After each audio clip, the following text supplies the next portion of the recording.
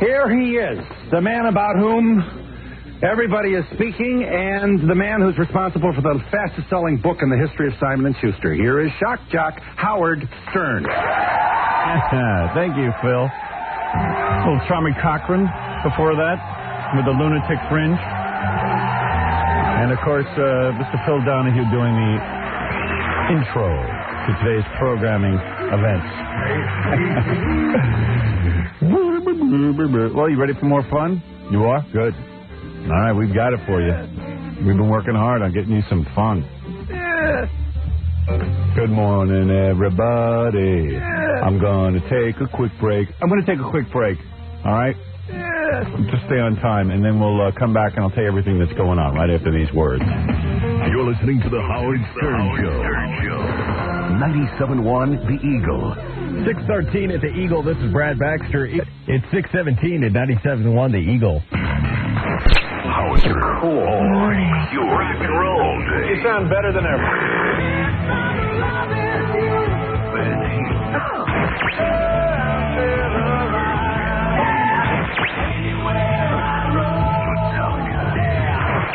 This is where Dallas Fort Worth rocks. 97.1 The Eagle.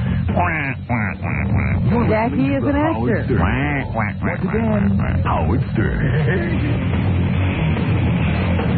And he's available. My wife gave it to me yesterday. She said, yeah, on yesterday's program I said my wife found Rat so attractive. She goes, since when do I find Rat so attractive? Oh, so you're telling lies about her. Evidently. I thought she had said that. Some lies are more offensive. And she goes, every day I get home, my wife gives a review of what she heard on the show and her reactions to it. I told you I hate it. What would like to say? On Sunday, we argued about this. I said to her, I prefer you don't talk about the radio show when I get home. Mm-hmm. She goes, I don't. But I have to sometimes tell you things. I'm not going to just sit back and... I said, Allison, the show's over by the time I get home. You want to call in? That's one thing. I'm busy during the time you do the show. I said, you're not that busy that you can't listen. She goes, what is this? You're going to swap wives? I'm going to be with Jackie and you're going to be with Nancy? Oh, yeah. How'd I do? She goes, I'd rather be with Nancy. Oh, so then you can have both girls. I still wouldn't watch that. You're not kidding. She was kidding. I think she'd be with Jackie. Now I got to just make it reality. That's going to be the next leap. Well, that's an overture. She just said she'd rather be with Nancy. Yeah. I would love to. I would love to also, OJ. Would that stir it up, wouldn't it? Jackie's wife went for photos yesterday, headshots, but Jackie tells me she was naked in them. What? Yeah, she posted some pictures. They weren't headshots. She just got... Yeah, what is that all about? Got to be friends with this pretty famous photographer who's great, and he did her pictures. And he got her clothes off. Sure. He figured out how to get her clothes off. Son of a... So he became friends with you, and then he undressed your wife. Yeah. Yeah. Very good. That's how photographers work. But the pictures were free. Why not? No, I'm paying for them. Are you really? Yeah, sure. Oh, it's worse. I think it's extra. How did she know she was going to be doing nudes? I think so. She didn't tell me till yesterday. Oh, so these are pictures for her. Yeah. Oh, you mean they're not going to be... Some of them she'll use for whatever, but I don't, she said she can't use all of them. I don't know if she was standing on her hands or anything, The legs spread. She was wearing a leather coat and, sexing it up, Yeah, right. She's crazy. Do you think I could see those or what? I'll tell you, we'll barter. I don't think she'd mind if I saw them. She'll bring them in. All right. A peek for a plug, I'm sure she'll play with Hey, you. 2 plugs.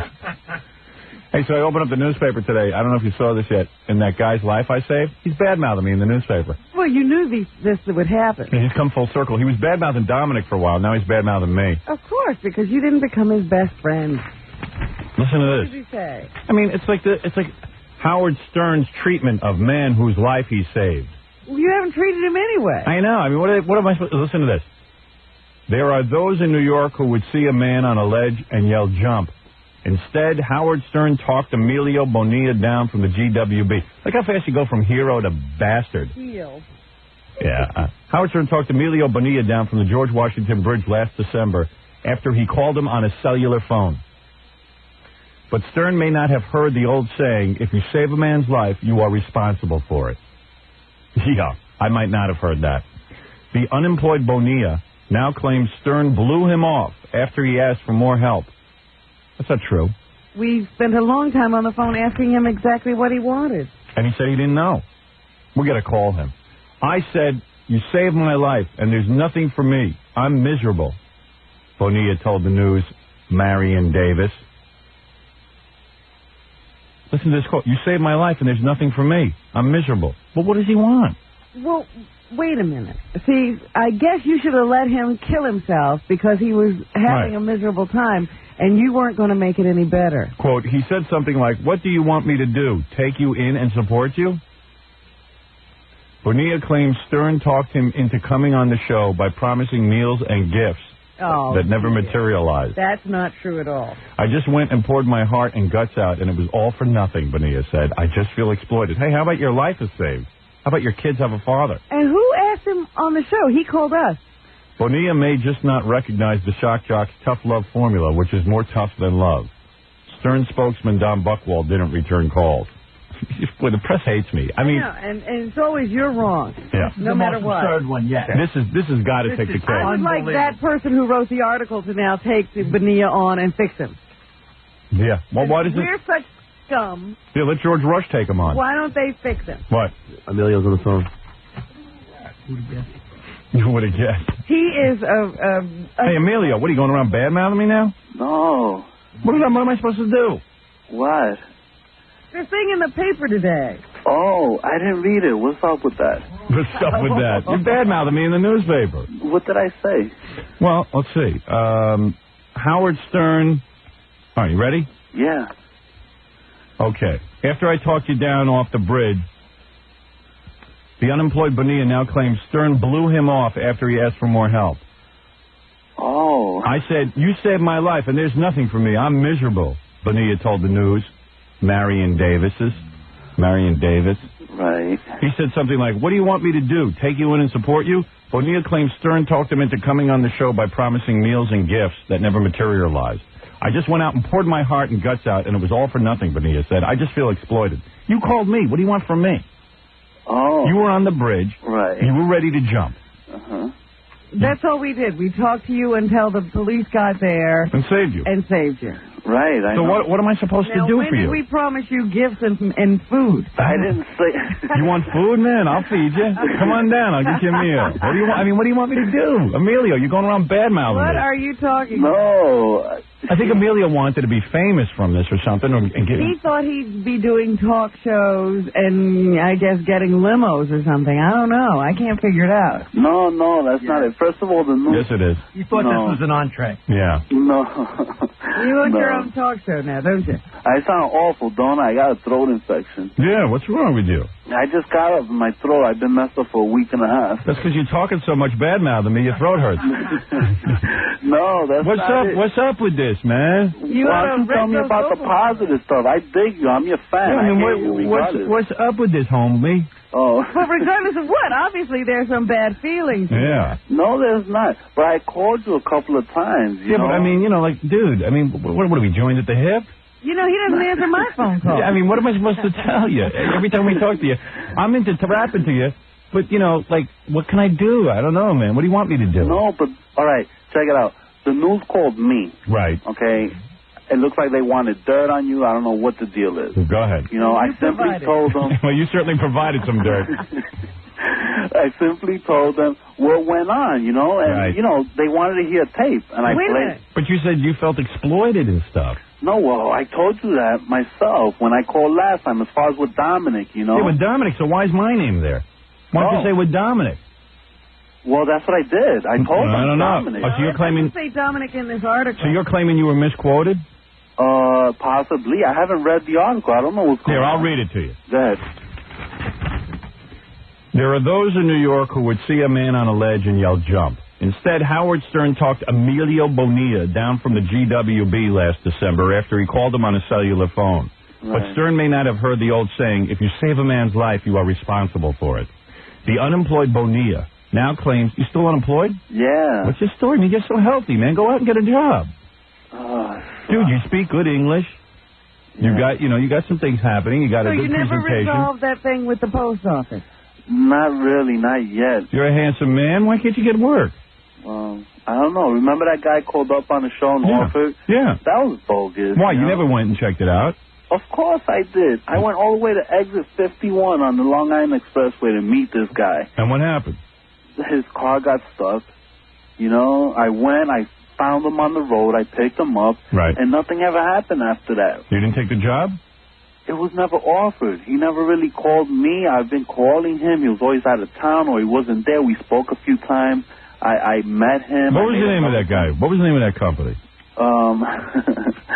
I don't want to say it. Say it. I'll check it out because I want to hear his side of it. Right, because he said he had a job. It's sales and stuff. The guy's name is Stan. I don't know the name, but it was bogus. You know, nothing came of it. So what about you, though, man? You could go out to a store and work there or something, right? I'm waiting to see the outcome and the results of my thing. All right, so listen to this. Say you're unemployed. You're not resolved. Yeah.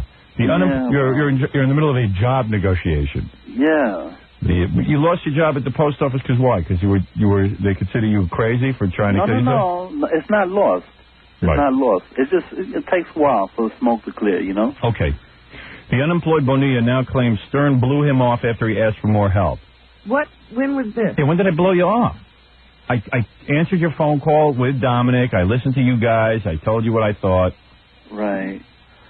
Well, all right. I don't know. What was the last time that I spoke with you? I don't know, a couple of months ago, maybe? Yeah, so there you go. What do you mean he blew you up? What is he supposed to do? Oh, but I didn't say it like that you, blew me off. I'm like, I told you, what about a job there? You're well-connected, pull some strings. And you were like, you ain't well-connected. There's nothing you could do. Yeah, I mean, where am I well-connected? What type of, the post office? What are we going to get you to do here? What do you mean I'm well-connected? I'm a stupid disc jockey. How am I connected? I know, people always think we're connected. I know, and I don't have jobs to hand out. Well, you ain't fooling nobody, man. You're a powerful guy, man. How many listeners? Tell me, all right, let's assume I am a powerful guy. Yeah. What would you have me do for you? I've always asked you this. I don't know. What can you do? Nothing. Yeah. But you tell me, and I'll try. You tell us what he's not doing. Listen to this, quote. I said, you saved my life, and there's nothing for me. I'm miserable. Hey, I didn't... All right, go ahead. That's what it says. Bonia told the News' Marion Davis. He said something like, meaning me, what did you want me to do, take you in and support you? Bonia claims Stern talked him into coming on the show by promising meals and gifts. No, I didn't say Stern, Dominic. Oh, well, it says Stern here. Well, then she should go back and recheck her notes. She called me for a story, and I said Dominic was the one that called me and arranged the show thing. Remember, and I spoke with you last. Yeah, I mean, you had a beef with Dominic. That wasn't you that offered Dominic. It was Dominic that called in and offered his service, correct? Yeah, and then you go, quote, I just went and poured my heart out, and it was all for nothing, Bonia said. I just felt exploited. Hey, I mean, you're the guy who calls me. Yeah, but Dominic arranged that first meeting. I mean, I told you I would have laid low. You see, when I called you the first time, I didn't even say my name. I didn't want it to blow over. I didn't want it to be exposed. Yeah, but your name was in the paper the next day. Yeah, well, okay. So it came out like that. But I'm saying I didn't call with that intent. You know what I mean? I wanted to meet you and everything. It was all cool. No. But now you're badmouthing me in the newspaper. It's bad getting involved with you, Emilio. Yeah, Emilio. No, it's not. Seriously, yeah, man. because look at what and what was Gary talking about the other day? I always call the show and stuff. Do you? Are you on the phone? Are you on the phone a lot there, Emilio? Yeah, no one pays attention, man. Why didn't you wish me a happy birthday? Saved my life. I thought we were, cool like that. Yeah, but we're not maricons. I mean, we got to, you understand? But Helen also was involved, and I speak with her a lot. Well, that's her. That's she her calls choice. me. I call her. Helen, the woman who wrapped her arms around Helen Tremble, Yeah, so there you go. Yeah, well, I call her. She returns my call. She calls me. Yeah, but I don't want to. We got together for lunch. I thought it was, that type of thing. Yeah, but I'm going to start. I don't go to lunch with anyone, Emilio. I'm not going to go to lunch with you. I don't see him except on the air. Yeah, I mean, Emilio, I'm not going to hang out with you. And I think I'm a lot closer to him than you are. So if anybody gets lunch, it's going to be me. Yeah, Emilio. And then Robin, I went to see you. Act like if you don't know nobody. Oh, here we go. Next, I'm going to be royally. Emilio, we met you in the news. We met you for 5 minutes. Yeah. Yeah. He comes to a book signing. What was I supposed to do? I said hello. Yeah, who would even recognize you, Emilio? I went twice. I went to Long Island, too. Simply put I said hello. To simply put it, you're not a celebrity. Elephant Boy was talking to me. You, like, called him over. It's like, oh, get away from him or something. Oh, come on. Listen, it's time for you to get on with your life. And, I mean, stop bad-mouthing me in the newspaper. What is it? We can get a job for Emilio. Oh, really? Oh, what? There's a guy on the phone. Yeah. He owns a private sanitation service. What happened to your voice this morning? I don't know. I'm just not feeling good. Yeah, okay. He owns a private sanitation service. Can you handle that, Emilio? Would you like to do that? Yeah, but let me ask you, what was that crack about the tuxedo on the birthday show, huh? What are you talking about? What are you talking about? After the birthday show that day, he was talking about, the man shows up in a tuxedo or something. Emilio, That's what I was told. I didn't hear it. Yeah, really, Emilio, you're thinking that we're thinking about you way too much. Now, hold on. Here's a job. on every word. Now, here I am again helping you. Here's a job for you. Hold on. We're going through this. Hello. Hello, sir. Hello. You have a job for Emilio? Yeah, I run a private sanitation company in Jersey City. Go ahead. You're not jerking us around, are you? No. That sounds like Dominic. No. This ain't Dominic. This is Johnny. Okay. In other words, Johnny, you got a lot of work available. You can't find Well, we turn over a lot of people. I mean, I'm not saying the guy's going to work out. He wants to work. There's a job available. Well, Johnny, let me ask you this. Do you happen to have, like, a talk show or something also that Emilio can do? I do a talk show at night. Yeah. Yeah. That's what I'm saying. I think Emilio... Is there a number that he can always get you at? Yeah, 24 hours a day. Because as soon as you get involved with Emilio, he has to call you 24 hours a day. No, well, I tell you, if he wants it, I mean, I give him a job. But you don't have also... Is there opportunities to advance into talk show with this sanitation job? Like do a sanitation talk show? Well, I can make him a flunky on my talk show. That's what I'm saying. Yeah. But you have to wonder with Johnny, are you calling because you want to have lunch with Howard? So, Johnny, you're saying that perhaps you can work this into a talk show position for Emilio. It just sounds to me like the guy. It just sounds to me like the guy don't want to work. Yeah, me too. Oh, wow. Emilio, you want a job with this guy? With Johnny? You know you've already been through this, Emilio. It's an offer. I'll look into it. I do want to work. Well, what question do you have about it? It's a job. It's a job. You're not doing anything. You got to start somewhere. Yeah. You got to start. I started at the bottom too. Right, now look at him. Now look at me. Now I'm calling Howard. Yeah. He's offering Emilio work. started calling Howard. But Emilio, let's say, people say, oh boy, sanitation, what a low job, right? Meanwhile, you start the job. This guy, Johnny, has a hard time holding on to people. So he holds on to you. You turn out to be really responsible. You turn out to be a leader among garbage men. Suddenly he appoints you the head garbage guy in charge of people, right? Johnny, couldn't this happen? It very well could happen. Of course. How many people you got working for you? About 100. 100. And there's someone who supervises these people, right? That's right. See? Hey, there'll always be garbage. Right. Yeah, there you go. There you go. No shortage, right? There's no business like the garbage business. That's right. Hey, Johnny, I'll tell you something. But I'll stay quiet. Johnny, I'm going to tell you something. I don't put down garbage men. I think it's I a don't cool... put down anybody who works hard. I think it's a cool lifestyle. I think it's like, hey, you go, you pick up the garbage. When you go home, your time is yours. What are you going to think about? Yeah, they're basically just truck drivers. Yeah, and you don't have to sit there and worry about your job for the next day. You go down there and you do the same thing again. There's no pressure. There's no better way to do what you're doing. And you're saying that Emilio could drive a truck? Well, I mean, a truck driver requires a CDL now. Right. That's a certified driver's license. I mean, he could start out, working in the plant, see how he does there, then maybe becoming a helper, right. Or maybe getting his license. I mean, he's going to take the steps. He's not making $50,000 the first year. I'm telling you right now. But what could he make the first year? Why? Well, he could do $5,000, $6,000 an hour to start. And what would he make for the year? Well, it depends. I mean, if he does 50 hours a week, figure it out. If he does 300 a week, he's doing $15,000, $20,000 a year. See, Emilio? I mean, it's better than nothing. Sitting at home and complaining. Right. Emilio, what do you say? It sounds cool.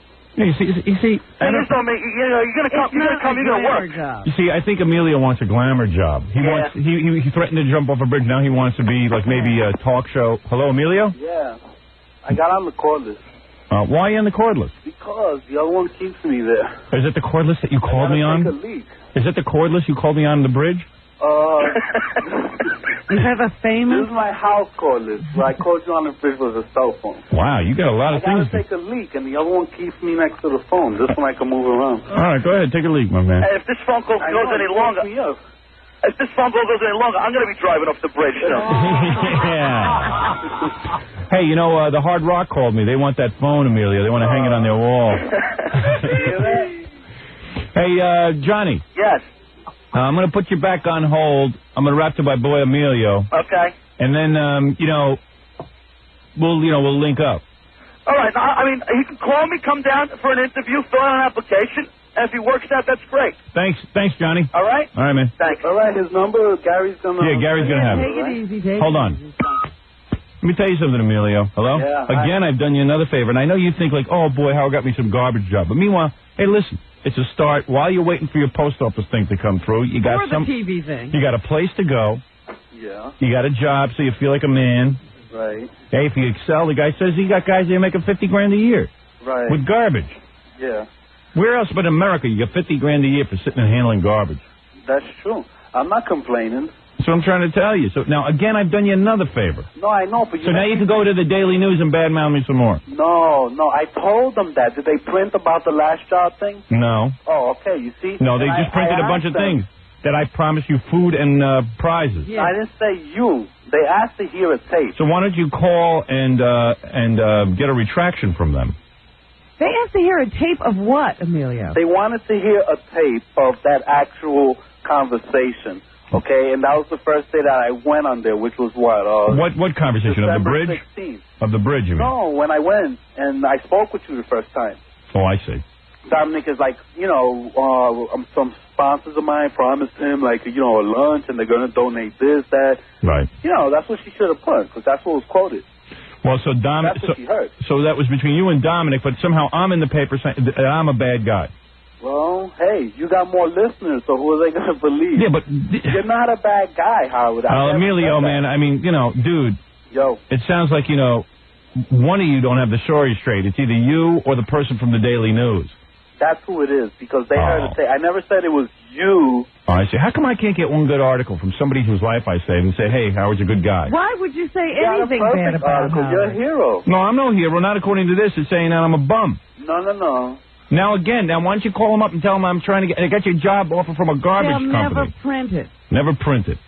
And whoever this Marion Davis is, she's a filthy liar, and so is George Rush and Joanna Malloy. This ain't the way it went down. This is just putting a spin on it to make me look bad. Again.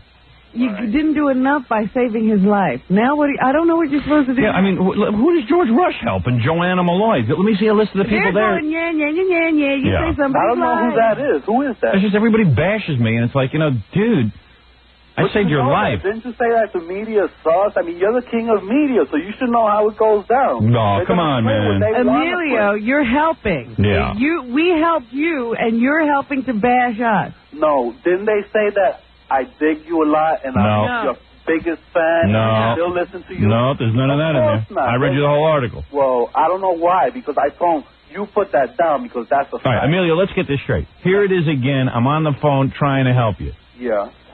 Once again, right. I got a job for you. Turn up the radio. When will it end? Okay, no, I walked to the kitchen. It's on over there. Yeah. Do me a favor. Sharp ears. Now we got another guy offering you a job. You take it up. Hold on, and Gary will hook you up with the guy. I want the world to know, Howard has done everything. This is the second job that I'm going to look out. There you go. 2 and 4. Hold on. But wait a second. Uh-oh. Wait a second. Yeah.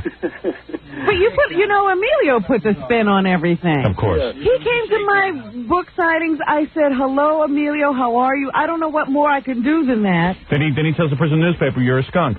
No, I didn't. Because she didn't. Well, you just told me she didn't. She blew you off. What did you expect her to do? She said, hello, how are you? And she had a lot of people waiting in line who wanted their book signed. Exactly. Did they say that I thought the book was excellent and it was great? No. Listen to me, Emilio. You came, Emilio. The book in the pictures? Emilio, listen to me. You came on my show. Now you're not being misquoted. And you said to Robin, "Hey, Robin, you blew me off, man." And then act like you don't know me. You act like you don't know me. So what did you want her to do? She was at the book signing. She says, "Hey, Emilio, how you doing? Hey, Robin, how you doing?" Everyone else is being, 2 seconds to get their books signed. There are people been waiting in line a long time. Right. She has an obligation to say hello to everyone. Yeah. No, I understand. And you perceive that as you being blown off. Maybe I just misunderstood the whole thing. I just thought it was more electric than that. You know what I'm saying? No. Electric. I mean, but it is electric. She said, "Hey, Emilio, how you doing?" I don't call everybody by name. Yeah. She'll call Jackie by name. That. I just thought, that day it was all cool. Yeah, but look at the spin. So when you talk to the Daily News, you probably put the same spin on me. You're like, "Hey, Howard, don't do nothing, man. I thought it was more electric than this." He doesn't take my calls. He don't take my calls. Yeah, but, I mean, how many calls can you take? Because that's how you dog, man. It's a bad accent, but go ahead. Hey, can you believe the Spanish people were coming down on me, man? Oh, I know. That was messed up. I was even asked about that. Yeah, why didn't you come out and say something? I defended you, Howard. That's your who, though? When When you defend me, you defend me to your family. No. In private. Listen to me. Yeah. We're in America now, right? You have a right to your opinion. That's what you gave was your opinion. Right, So man. What? Who cares? Do you like Tejano music? What? Do you like Tejano music? I never hear it. I never heard of it. Exactly. I don't know about it. Exactly. And I'm not bashing them, but if Right. you want to say something, you're right. Just like I said something. Yeah, well, that's what you're supposed to say in the newspapers. Me, right? Dude, that's what you're supposed to say in the newspaper. That's what I said. I don't know what their print is. They told me this was what they were going to print. But listen to me how you mangle things. Like when you start yelling at Robin, this is just the way you perceive things. Hey, Robin, man, you blew me off, man. I thought you were close. I thought we were more electric. But the point was you were electric. She was like, Emilio, how you doing? Hey, okay, Robin, how are you? Fine, What was I Emilio. supposed to do? Stop the book signing? Yeah, no, I think you were supposed to stop the book signing and introduce him to each person. Have him sign the book. No, that's not it. Yeah, I signed a lot of books, too. What did you want Robin? What did you want Robin to do? What did you want Robin to do? Tell me. Nothing. I'm just, all right, that day I went to the show, you know? No, you said you thought it was going to be more electric. What did you think was going to happen? I thought she would be like, hi, how you doing? And, you know, that sort of thing. I said She was like, oh, hi. Oh, you didn't like the way she said hi. No, that's not it. I just, you know, and I was talking to Gorillo. There you go. And Elephant Boy, and then she's yanking. She called him back right away. Don't Stop talk to it. him. He's now saying I stopped him from talking to him. Emilio, I didn't even know they spoke to you. How wait would a I second. know this? Amelia, you're saying you were talking to Gorillo and Robin called Gorillo over? So you think that maybe she was trying to break... She's like, I need you here or something. Yeah, well, she told me she didn't want you speaking to Gorillo. Oh, yeah, thanks, Howard. Yeah, she said that in the middle of the book signing she had to concentrate on that. Right, Make sure you didn't get to Gorillo. A picture of himself. That's all I wanted to do. What'd you want to do? All I wanted to do was give him a picture. Right. He came over, got the picture, and then Robin was like, oh, I need you over here. Yeah, but she needed him. I know, but that's like cold. It was only 30 seconds of the man's time. But Emilio... Does anybody remember that? I don't remember this. But no, Emilio, she probably didn't even know you were talking to. She just needed him. And the same thing with Fred the Elephant Boy. He got up to say hi to me, whatever. You're like, oh, keep your mouth shut. It'll get you in trouble, you told him. What are you talking about?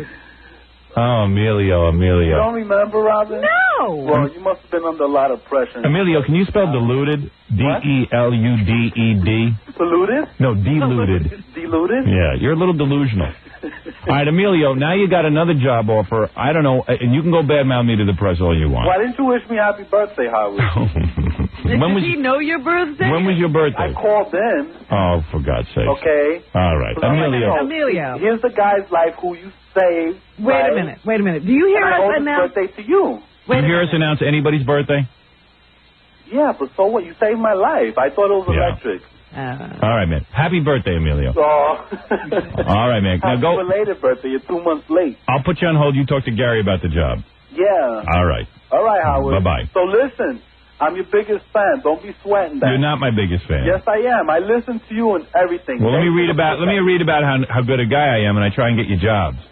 Yeah, I'm going to put that. All right. I'm going to read the article, and I'm going to see what it says. I told you what it says. What? I told you what it says. It's more to it than just that. Nope, that's it. That's it? That's the whole article. So they only took the dirt and printed that. That's right. See, there shouldn't have been any dirt, Emilio. It should have been more positive. All right, I got to go, Emilio. I got to go. So I'm going to call you one day. Great. As a matter of fact, I'm going to go over there. All right, but You'll listen. open the door? If I'm busy, I don't know if I can see you. You understand? You see there? But do you hear what I'm saying? Look, Emilio, just take it that he's blown you off already, okay? Yeah, there you go. You can see yourself blown off. Don't even come. I'm going to tell you something. I'm assigning... I thought it was meaningful that you saved my life. I thought you wanted me to be here. I do want you to be here, but I'm assigning you now to George Rush and Joanna Malloy. We're going to see how they take care of you. Call them. So I can write articles, and you can call me and say, hey, they blew me off. Yeah, they will. Because after she got the article, she ran out of here. That's right. You know what I'm saying? And you know how today and ask her where your lunch is. I'm sorry, what'd you say, Emilio? You know how journalists and reporters are. They've trashed you before. Yes. You know, and they'll put the ugliest picture of a person in there. That's right. You know about that stuff. I sure do. Okay, Emilio, thank you. So listen, I'm going to go over there. All right. Go where? To the job. Hold on. Hold on, Emilio. All right, later, Howard. Later. Thanks. Right.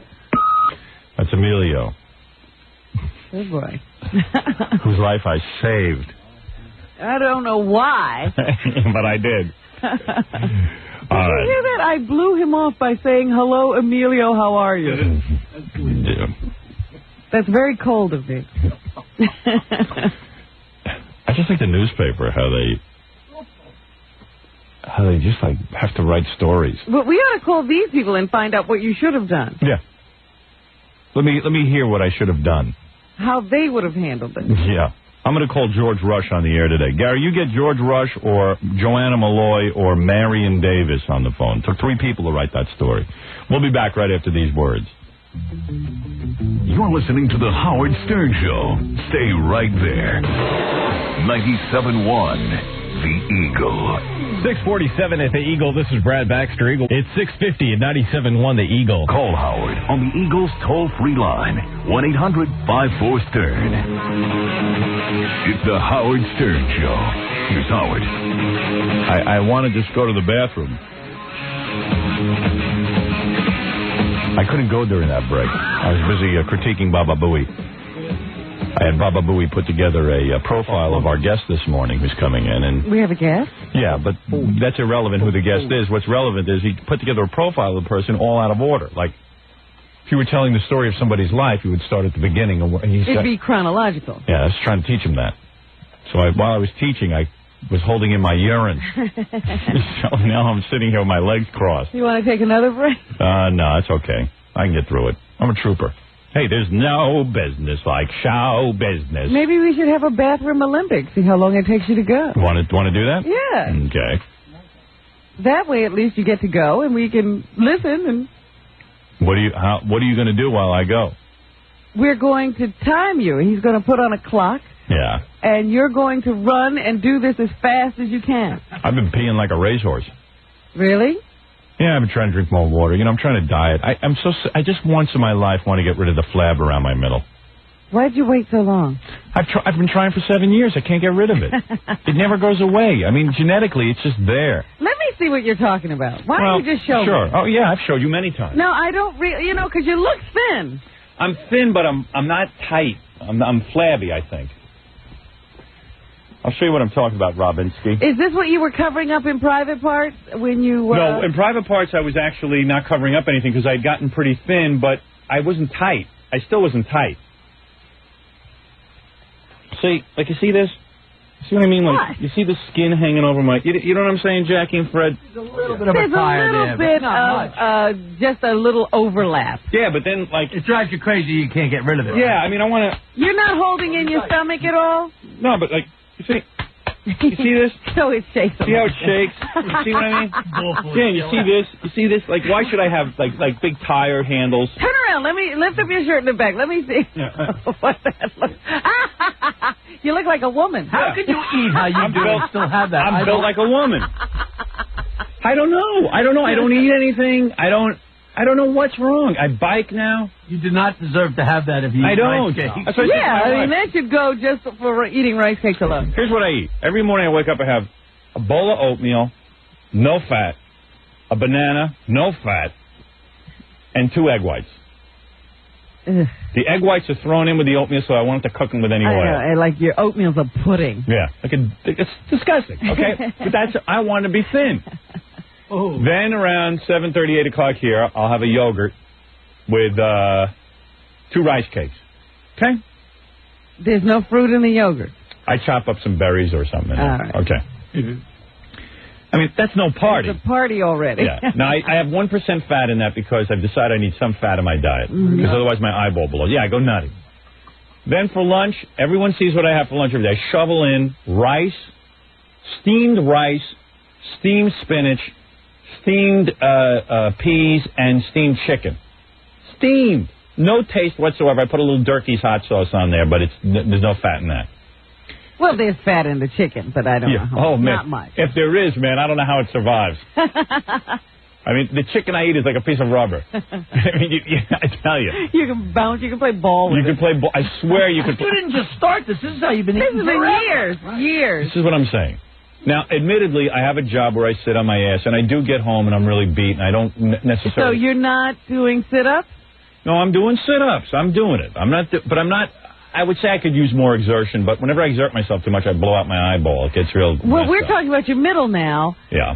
I mean, you can't bench press and all that stuff. I do bench presses. I use lightweight. Yes, but I'm talking about your middle is the sit-up. Yeah. You can exert yourself. Yeah, I do the sit-ups.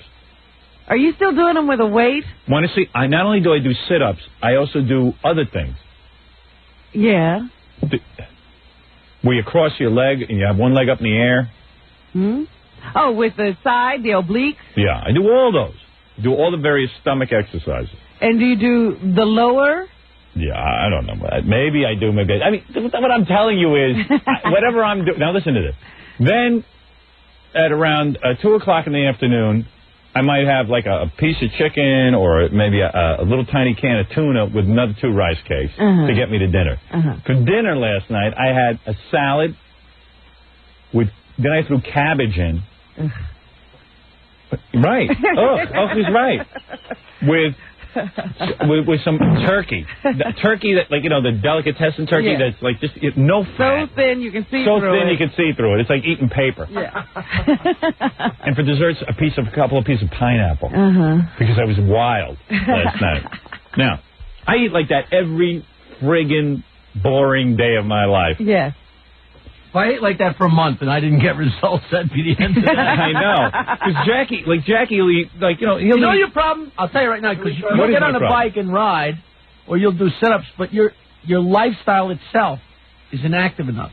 No, you got to be running around the house and running outside and running. But I can't do that because, unlike you, I concentrate on the show 24 hours a day. Well, but he can't be lying on his jetty. Yeah, if I'm lying on baking in the sun. When I get home, I have to open the mail from the show. Then I go through and I write down. But somehow you have to build in running around a little more. All right, but you do get aerobics. You do aerobics every day? Well, now I do, yeah. I've been doing the bike every day and the weightlifting 3 times a week, and I still got flab. But believe it or not, like the flab, like just running around the house and picking things up and bending over and going upstairs. That's don't very listen important. to it. No, I don't want to do that. I'm absolutely right. What do you Jackie, I'm doing enough stuff. Okay. How often do you do aerobics? Every day. Every day? Well, I just started doing it every day for the last couple of Well, then weeks. don't complain. You haven't been doing your aerobics. Well, I'm going to get into shape because I'm sick of it. Fred's looking at me like disgusted. She's like, ugh. Let me see your stomach, Fred. My stomach ain't much better. You know what? I noticed Fred lately. He yawns a lot, and then his shirt rolls up. He's getting a little flab. Yeah? That's why I started going he's got, look, I see you sucking it in, you bastard. Turn around and show Robin. Look at that. Oh, Fred, you got it too. Oh, you just broke her heart, Fred. I got a little bit. I got to start doing it myself. Good. You're falling apart. It's about time. Finally. Look at the smile on your face. I couldn't wait. Nothing better than another man's misery. Give me 4 weeks. But Fred at least has some fun. I mean, he doesn't have to work out like I do. But, if he does his aerobics on a regular basis, he'll get it off. Can I make a suggestion, though, Fred? You know how you eat your little bag of nuts in the morning? I don't even eat nuts anymore. Because sometimes they're as high as 70% fat. Right. Almonds are 70% fat. Nuts I don't even touch anymore. You know? That's deadly. What do you eat now? Like little fig bars, rice cakes. Figs are high in fat. Figs are? Yeah. Sorry. I like them. But they're good. They're great. I love them, too. They're good. But they have those fat-free fig bars. Well, that's what I get, like the whole wheat deals. Why don't you just eat a fig? I don't like figs. I do. But I like fig bars. You would like figs. Makes no sense. No, you would like figs. I'll have to try it then. You've never tried them. I never tried. You think you don't like them, but they look awful. They taste just like a fig Newton. They taste like a fig Newton. Without that little biscuit. Yeah, but they do. They look like a... Have you ever had a dried fig? They look like a piece of an anatomy that comes from a goat that I can't say. Bunch of old men. Hey, we're trying to remain... When do we get to the prunes? So what else do you eat? Figs for breakfast? And that's I it? get rice cakes. On occasion, I'll have yogurt and some turkey. And that's usually it. For breakfast? For breakfast, yes. Why do you have yogurt and turkey? Well, it depends. I'll have either yogurt or turkey. Right. Not both. Because yogurt's the protein. Right. So how did you get so fat? Just sitting on my ass. Oh, so you stopped exercising. I stopped exercising this winter, yes. I see. Good. Good. So you don't want to have the bathroom Olympics, huh? No, I'll go do it if you want. You got a timer over there, Fred? So let me get the concept. I'm going to take my headphones off right now. Right. I'm going to run into the bathroom. I'm going to fully evacuate. Yes. And then get back in here. If I did this every day, I'd lose weight? Oh, see, this is what Jackie's talking about. Right. You build in a range. We all don't agree with that. This is the no, you're right. Build in a little activity into You're right, but you know what it is? And it's worked so well with Jackie. You want to know what happens to me? I'd be huge if I didn't run around. You know what happens to me? Like, I get annoyed having to run up the steps or something, but if I have to go ride a bike for 2 hours, I'm fine. As long as I think of it as exercise, I'm okay. But going up the steps is drudgery to me. Yeah. And I don't want to run around. And plus, who has time to run around? I gotta do, you know, our job is like research. Like, I gotta read 27 newspapers a day so I know what's going on. Yeah, how's he supposed to run and read? Good, Jackie. Go outside. Don't you be like me. Don't care about the show. Dig a hole, plant a few flowers. That won't do anything for this show. Okay. I was even thinking like going outside and playing with the kids, but that's too much effort. That's drudgery. Yeah, that's drudgery. That's drudgery. I mean, you know, those are kids' games. I'm 41. I don't know what 7-year-olds want to play. Did you hear what Jackie said? Go outside, dig a hole, plant a flower. Yeah, so my house can look like a garbage dump like his. How weird is that? My goodness. That is strange. Go outside, dig a hole, plant a flower. You want to lose weight, you know. And you should see what Jackie's house looks like. It looks like a series of holes and flowers. Gorgeous. Just catch as kids can. No planning. No. Just dug a hole and planted a flower. He would never hire a guy to, like, you know, figure out where to put the flowers. It's like a minefield now. No touch with reality. All right, anyway, so... No touch with reality. Plant a flower. All right, so here, let me do this. You want to do some bathroom Olympics? All right. Here's what's going to happen. Fred, when I look, you start timing when I take my headphones off. You got it. Now, how much time do you think it'll take you? Look at the size of them, half hour. Shut up. I'll say, I think I can get it done in a minute and a half. All right. Really? Well, I don't know. It depends. I'm kind of full up. That's long, a minute and a half. And then under pressure, sometimes I can't go. Once you're going, it can only... Are you going to walk? Are you going to walk or run? I'm going to run. He's trying to do this as fast as It's Olympics. possible. Are you going to get your own doors, or are we manning the doors? No, I'll get my own doors. We should have Brillo hold the doors. Give you a little advantage. I'll do a fast walk. I don't know. A run might give me a heart attack. I haven't been training for this event. You might have to rest. Yeah, thank you. Before you can go. Yeah, right. All right, are you ready? Getting around my briefcase is tough. All right, you ready? Disqualified if you get any on your pants. All right. You have to wipe and everything, too. You have to wash your hands. We don't wipe. No washing. No washing. I'm a guy. Wash my hands. Are you nuts? All right. Goodbye. That has 20 seconds. Here he goes. Timer has started. Timer is going. He's through one door. We're going. He's got another door to go through. Yep. And then it's a straight shot to the men's room. What is it, about 30 feet to the men's room? I wouldn't even say that much. Okay, 25 should have feet. the wireless. Yeah. Oh, yeah, we should have taken hardwire. something with him so we could hear him. We've forgotten how to do bathroom I don't know if you want to hear that. We could open the door so we can... Maybe. I'll try and bring the timer out a little bit. How much time So has far, gone by? 33 seconds. All right. It's probably just unzipping now. See, I don't know the mechanics. I don't know. He's going to go to a urinal. Obviously, he's not going to use Not a stall. necessarily. If he goes to the urinal, he might save time, but he's But if a there's stall one person man. at the urinal, he'll be in the store. If Tom's in there bothering him, it could take forever. Well, Tom goes during the breaks. I don't think he'd be going during the bathroom Olympics. That's true. Figured Tom would follow him down the hall. So far, we're up to 1 minute. A lot longer than I thought it was going to be.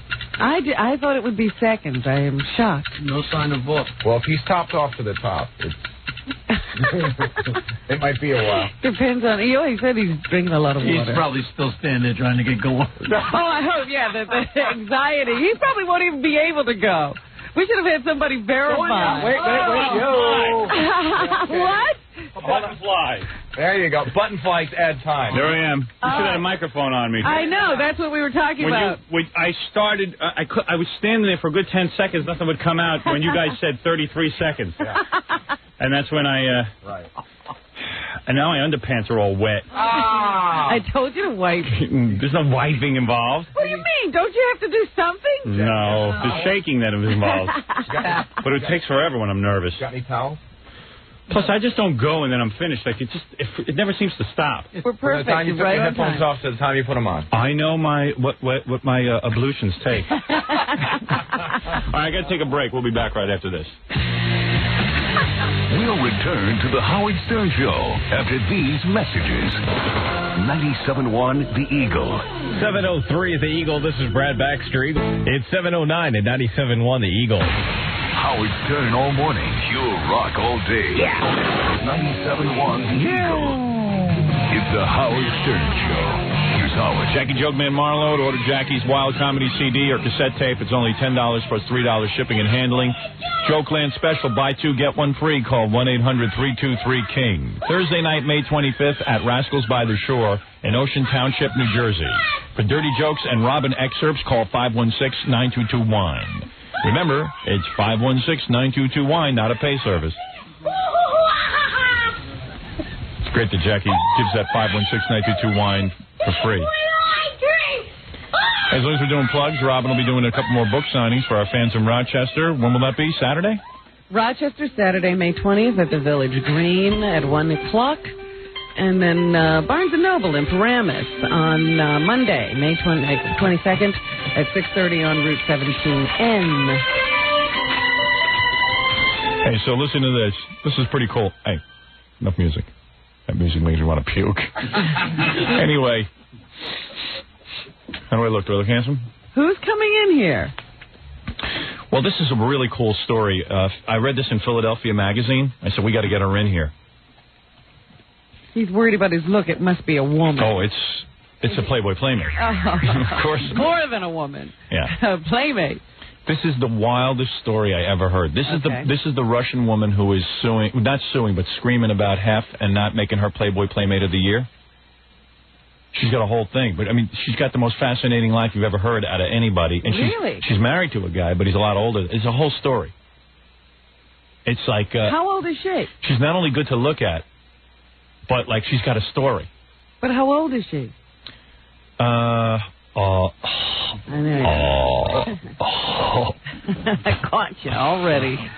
She's in her 20s, young 20s. But she already has a Ph.D. and she's in law school. But you'll hear the whole story, how she got over here from Russia.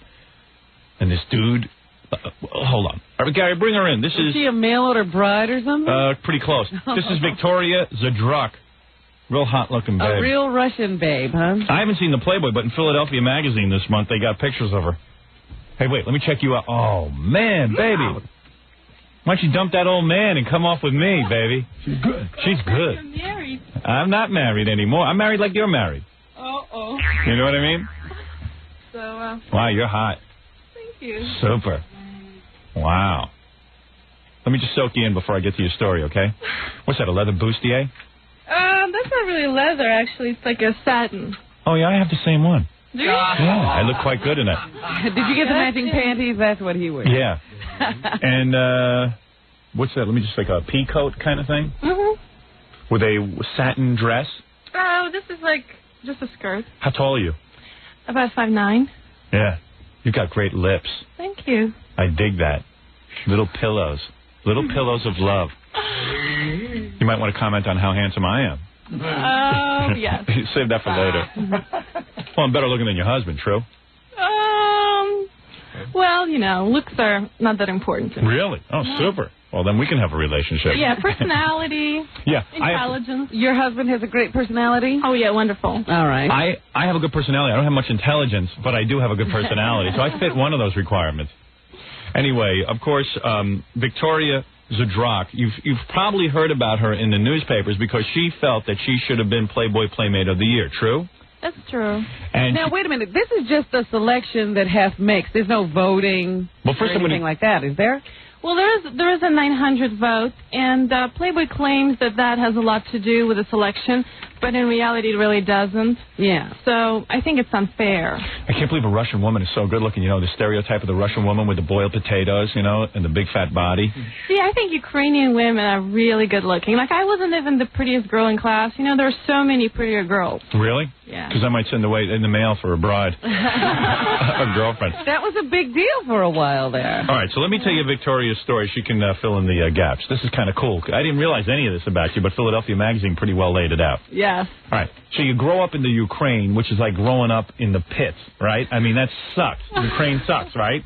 Well, I mean, I wouldn't put it quite that way, but I think the whole... You were hungry, right, growing up? Well, communism sucks in general. Right, and the Ukraine specifically was just, like, depressing, true? Well, be honest. At times, yeah. It's a real drag. You know what the deal was? That they did a lot, if you were in Moscow, life was pretty okay, but in the rest of the Soviet Union, everything sucked. And Ukrainians wanted to get away from Russia, get away from Moscow and that whole thing, and so they all hated each other, and Ukrainians, hardworking people and stuff, but they... Yeah, Russia kind of exploited the rest of the republic. Yeah. Pretty much so. Yeah, so, it's just like, it's real bad, okay? Yeah. So there you are, growing up a young piece of ass in the Ukraine. Oh, my God. You know what I'm saying? You can dig what I'm saying. Hey, we got freedoms over here you never dreamt of, am I right? Oh, that's true. You're damn right. Piece of ass was never used over there. That's right. You couldn't say that. You go to jail for saying that. That's right. Yeah. So anyway, listen to this. Victoria is growing up in the Ukraine, and, it's drudgery. And she's hot. What were you doing? I mean, what did your parents do for a living? Well, they boiled potatoes. Not quite, actually. My mom worked in a research institute to design curriculum for school, and my dad was a photojournalist, but he wasn't really that successful because he was a non-party. Because how many newspapers are in the Ukraine? There's one. Yeah. There's one newspaper of photojournalism, and then he wasn't a member of the Communist Party. Right. So he got no assignment. Why wouldn't he become a member of the Communist Party? That's what I would do. I would just network my way into that whole thing and get some good jobs going. Sure. How hard is it to get in there? In Communist Party? Yeah. Oh, it's easy to get into, but I mean, if you just detest the whole hypocrisy, then why would you want to join? I mean, it's really... See, if you had grown up here, you would have been a cheerleader, but over there, they don't even have a football, right? Well, no, they have soccer. They have a cheerleading squad, but there's no teams because they don't have enough money for uniforms. Isn't that true? Well, not quite. I mean, I think that cheerleading it's very American. But you hated it there, and for extra money, you have to smuggle borscht in your panties and stuff, right? I mean, it's a real drag. It was very hard growing up. It was nothing. But see, I didn't. Looking at you, I got some borscht in my underpants right now. You're smuggling. I'm smuggling right now. But baby, I just need to be with you a little bit. But I didn't. Look out. But I didn't know any better. Do you know what I mean? Yeah. So to me, I didn't know there was a better life. Right. That's right. That's how I knew it. So anyway, Conrad, you, hey, Conrad, how about a hug? All right, so wait a second. So as you're growing up, you're about 16 years old, you run into some American professor or something? That's right. I mean, I was very good at languages, so I won a number of contests, and I was getting an award for one of the English contests, and that's how I met a group of American professors, and one of them decided I was, incredibly intelligent and wanted for me to come over and to study in the U.S. Yeah, so dig this. So this professor meets her. Is he married to her now? Wait, calm down. Don't jump ahead. This gets better. So wait a second. Gets worse. So, she's winning these contests. I think she was, what were you, Miss Tractor 1991 or something? Something like that. But she was hot, okay? So this girl who's take a look at her. Some professor comes over and he decides. So intelligent. He starts working real hard to get you brought over to this country, right? Yeah. Are your parents suspicious of this guy, or they feel, hey, this is a good man? No, they felt he was very good. I mean, he was 61, married with kids. Yeah. He was a professor of dickology, is what he was. So okay. Anyway, listen to me. Professor of Russian women. You're not kidding. Hey, I got the same scholarship. But I can tell you're a very good student, my dear. Yes. Oh, I want to help you too. Believe me, I want to help you. So he's working hard to get her over here. Let me just say that Victoria's whole life is a series of guys helping her. Yes. But when you look like this, guys want to help you. Yeah. I would like to help you. Okay. Yeah, I think I want to have a plan how I can help you, but I'm going to lay that out to you at the end of the interview. Yeah, why not? We'll have to discuss that. Every guy who helps her ends up having sex with her. Is that right? Yeah, well, wait a second. So listen. So were you a virgin over in the Ukraine at 16? Not quite. See, I grew up. Ooh, baby. See, I grew up at the time of sexual revolution in Russia. Cool. The equivalent of 60s here. Mm-hmm. Because at the time when Gorbachev came to power, and it's just, he allowed a lot of more Western ideas and Western music. So how old were you when you started spreading them? Yeah, I mean, did the revolution make it mandatory that you just spread them? Yeah. Not really mandatory, but I bet you a lot of older guys were coming on to you, huh? True?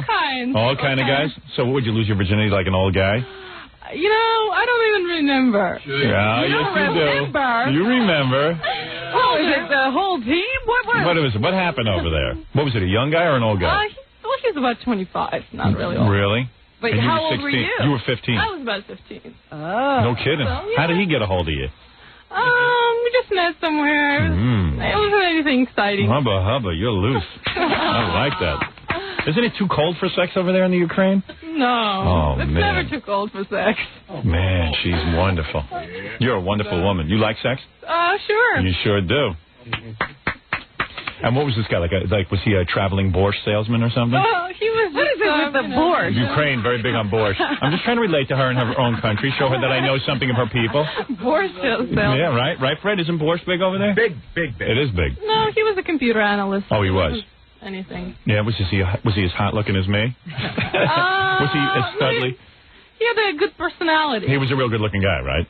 No, he just had a good personality. And did you like sex right away, or was it bad? I think nobody likes sex right away. It takes time. And this guy was big? I don't remember. It took a long time for me to learn. Right. Well, if you saw compare. me, you'd pass out. Oh, really? Oh, yes. I don't know if you could handle it. Oh, my God. You're a little thin in the hips. I don't know. I don't know if you can handle it. I don't know about that. I grew up on a farm. I had to be with horses. I was so big. Oh, really? Oh, yeah. It was a very horrible childhood. But that's my problem. I'm as big as Stalin. Remember Stalin? Remember that guy who ran Russia? Yeah, No. Stalin. Stalin? Stalin, yeah. Really? I think actually Stalin was pretty small. I think that was his problem. Oh, really? Okay. All right. Anyway, okay, here we go. Now listen to me. Listen to me. So you're over there. You meet the professor. The professor? Yeah. And the professor says, hey, I'm going back to America. I got to get you brought over here because you have to be in America to study. That's right. He says, because I think you can bring great Western ideas back to you. He had some Western ideas he wanted to lay on. And he picked you out of all the other students. Well, I did win the contest. Okay. All in right. English language. All right. It looks legitimate. All right. Right. Because you speak very well. Thanks. Now, but that doesn't matter. Even if you didn't speak well, who cares? So anyway, you bought it that this guy was looking at your best interest. Oh, yeah. And you I had no doubt. So he gets you finally over there. How long did it take for him to work out all the paperwork? Oh, my God. It took forever. Okay, forever. It just, I struggled with Soviet bureaucracy for 2 years. I dropped out of school. And you kept writing to him. He kept writing to you and saying, I'm working. Don't give up the ship. That's right. Don't worry, baby. Yeah, I'll come through for you. But nothing sexual in the letters. Oh, no. All right. So you finally get over here. Mm-hmm. And what happens? Well, when tell it slow. Well, let's go. Oh, my God. What happens? Well, when I got over here... Yeah, the professor's ready for you. Well, no. You were 18 by this time. No. I was She was 16. 16. Oh, my. I was the first student from Ukraine to ever come to U.S. to study. Yeah. So, it was a pretty big deal. It was all these newspapers and, just a big deal with a student coming over. Right. And he dropped me off with a host family. And the next morning, he picked me up to take me to school. Yeah. And on the way to school... What were you wearing? Oh, I don't know, some miniskirt? Jeans and a tight top and no bra? No. Right. I was just wearing, regular teenage stuff. Teenage stuff. Go ahead, Right. yes. Yeah. And on the way to school, he says, I just want you to understand how this whole thing works. Do you understand that I want to make love to you? And I was just like, what? Wow. Just totally. So 2 years he spent. First day, yeah. Well, he waited 2 years for her. So when you say you were an exchange student, that meant exchange fluids student, right? So, were you flattered or were you scared? You were probably scared. I was very scared. Because you had spent 2 years trying to get here, and you thought, oh, maybe he could be in charge of deporting me or something. Well, and also because I had, I saw him as a friend, as somebody to rely upon. I mean, he was older than my dad. Like a father figure. And you probably said to yourself, I had no idea. You probably said to yourself, oh God, here we go again, because you've had guys hitting on you ever since you were, 14.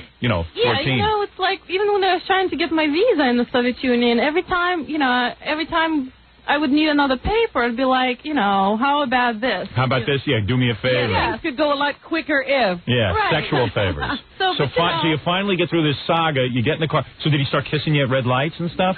No, but he pulled in the parking lot. Oh, and, this is horrible. I wish right then? Wait a second. So he pulled. Wait a second. No. So he pulled into the parking lot.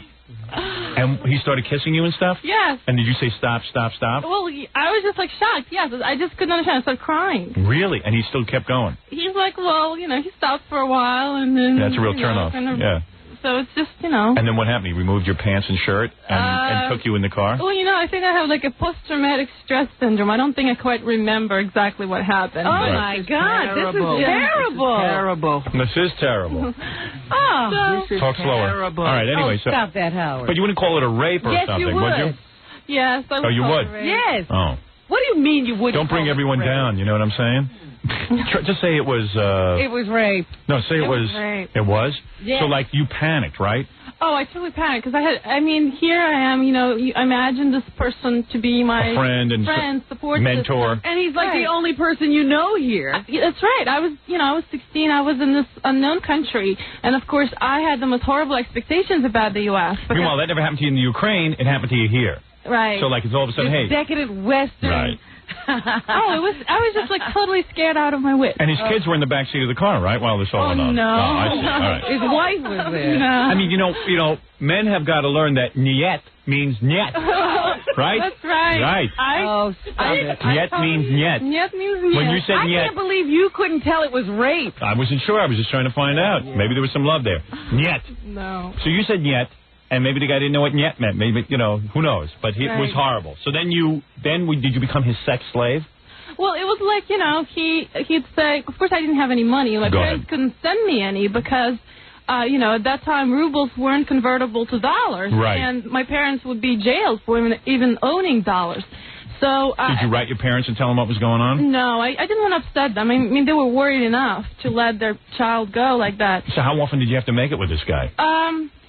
A couple times a week. Really? Probably. Wow. And he'd be like, always like, if you want extra money or if you want this. So he or was if you using you want like a prostitute. Right. Kinda, yeah. It was like that. And it was like, well, if you don't do this, then of course you're going to be sent back and, nobody else is going to help you and all that. So I feel like cradling you. I feel so... Oh, don't you take advantage of it. You just put yourself over there. This is terrible. I need to talk to you after the show. I want to do some counseling. right. No, don't worry. I'm cool. I know what niet means. Oh, good. Yeah, I'm not like those guys. Anyway, so was it always in the car on the way to school? Sometimes in the car, sometimes in like motels and stuff. Really? I still, every time I see Motel 6, I cringe. You do? Oh, man. Bad memories. I'll leave a light on for you. Right. You still need money? Because I got 100 on you. No. So did you ever eat with his family, go over for dinner? Yes, I would go over, and sometimes his wife would be there and the kids. His wife she felt something. She just hated it. Right. She hated me, and his kids would be there, and his daughter's older than I, and wow. It was pretty difficult. It was pretty weird. All right, so how do you? So you're in a panic. Mm-hmm. And you start to panic, and you talk to some of the people in the Ukrainian network, sort of, and you tell them your problem? Well, yes, I spoke to somebody who was from Philadelphia, this woman from Philadelphia visiting in Florida. So how long was this going on, a year? This was going on for about 7 months. 7 months. And you finally got fed up. You talked to someone from the Ukraine, and they said, hey, there's a guy, a lawyer, right, but who can help you. Actually, before that, I ended up talking to a counselor. Right. Because I went into counseling. I couldn't take it anymore. And I didn't know that at that time, the law is that you must report child sexual abuse. And I was officially a child because I was under 18. Although you had the body of a woman, you were a child. Oh, that's right. Officially, I was still a child. You had a child's mind locked inside this body of a woman, very curvaceous, I would say. Actually, it was the body of a child, Howard. Not this body. Yes, I'm looking at it. Were you 36, 24, 36 at this point? Well, actually, I was fatter. You were bigger. fatter? Yes. Really? I slimmed down afterwards. Hard to believe. So well, you didn't want to be attractive for that goon. No, that's right. That's right, it made you heavy. So, I was trying to get fat. And what about your cup size? Was it actually bigger than it is now? Yes, it was actually bigger. Were you a D cup at that time? No, it was like a full C. You were a full C, and now you are what? An exploding B? No, exploding B. You're still a C? No, that's right. Nothing wrong with that. I like that you lost weight and you maintained your C. That's Very right. nice. Yeah. Very nice. Okay, so after that, this is some interview, huh? No, that's right. Yes. Yeah. All right, so after that, you go for counseling, and somehow you find out about this lawyer.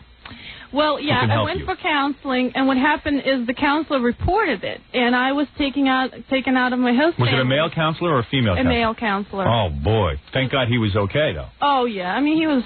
He didn't come on to you? No. I mean, every once in a while you can find a good man. That's right. Not in this room. I know, not in that room. Hey, I'll help you. Once in a while. Well, the problem Was the guy gay or something, or he was straight? Oh, no. Shut up, Howard. I think he was, there's law that basically prohibits that kind of stuff. Never stop Jackie. Doesn't help a lot of situations. I know, it doesn't. Yeah, don't tell him. All right, so wait a second. So you tell him the story. Obviously, it's a horrible story. Right. And you tell the guy, and the guy has some compassion, and he says there's a lawyer who can help you.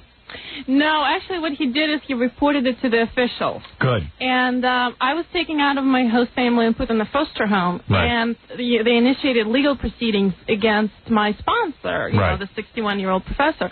Meanwhile, they told me, you got to find another sponsor, otherwise you're out of here. Because officially you must have a sponsor. So aside from getting raped, now you're getting raped a second time because they're going to throw you out of the country. Well, and they were it's a catch-22. The guy's raping you, right. But if you don't keep him, they'll put you out of the country. Oh, I know. It was scary. And especially, you know... when they filed charges, though, was the wife upset?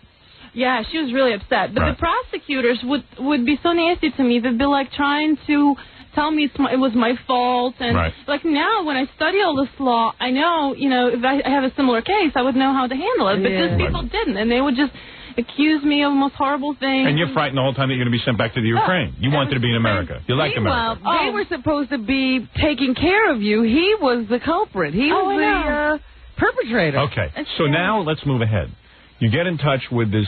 So this guy, they say, can help you by sponsoring you. That's right. Yeah, I called my Ukrainian friend in Philadelphia, and she says, "Well, you know, I have this Ukrainian lawyer, and he's very nice, and he does a lot of pro bono stuff. He'll help you." Right. So I call him, and we start talking. And he's, you know, and I'm crying on the phone saying, I'm going to get deported, and it's my dream to finish studying in the U.S. He said, well, I'll sponsor you until the end of the year. Right. Now, he hadn't seen you, right? Oh, and he hasn't seen me. I mean, he knows he was I'm on the phone with you. And, right, you know, So he faxes this paper saying he assumes all financial responsibility, and he'd become my sponsor. So they released me back to my host family, and everything's back to normal. And, of course, I'm so grateful to this guy. I'm thinking he's just, like, wonderful for doing this. Yes, he's a good man. Yeah. And you end up marrying this guy. Well, it's so strange because then he invites me 3 months later to visit Philadelphia. Right. And he's an old dude, right? Well, he's not really old. He's, at that time, he was 39. Oh, that's all he was? Yes. Oh, that and ain't you old. were 16. And I was 16. How old is he now? 43. 43. Oh, he's not such an old guy. That's exactly who you should be with. I didn't realize that. You got your own interest at heart there. Yeah, I'm 41, but I'm a very young 41. All right, yeah, so, and then he gets to see you, right? That's right. Well, I woke off the plane, and I guess his whole face just changed. I guess you didn't expect somebody like 16 looking the way I did at that time. Right. And, of course, I put all the makeup on, and anyway, so he took me to a restaurant, and he was kind of jittery, and then he decides I was going to originally stay overnight at his place, and then he decides to take me to his brother, I guess, to avoid temptation. Well, what happened is he gets a load of her, and he goes, holy cow, man, I'm into this. I don't know what to do now. So he sends her over to the brother's house. Yeah. Because he goes, if I'm with her, forget about it. What's at the brother's house? Well, because, you know... He's not there. He don't want to have sexual... He wants, but is the brother married and with a family or Hey, where's your husband? Is he here? Oh, yeah, he's here. Hey, Gary, bring in the husband. What's his name? Why would you send somebody like her to your brother? Yeah. Well, I guess because his brother is, like, a lot less... I mean... He keeps it in his pants. Okay. That's right. He's in control. And he's older and stuff.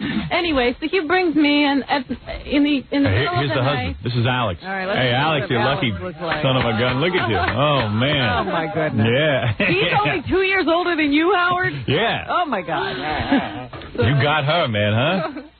Happy camper. Look at Alex, man. You can't even wipe the smile off his He can't face. even talk. He's still speechless. Now, Alex, you were never married before, or you had a marriage I was married twice before. Right.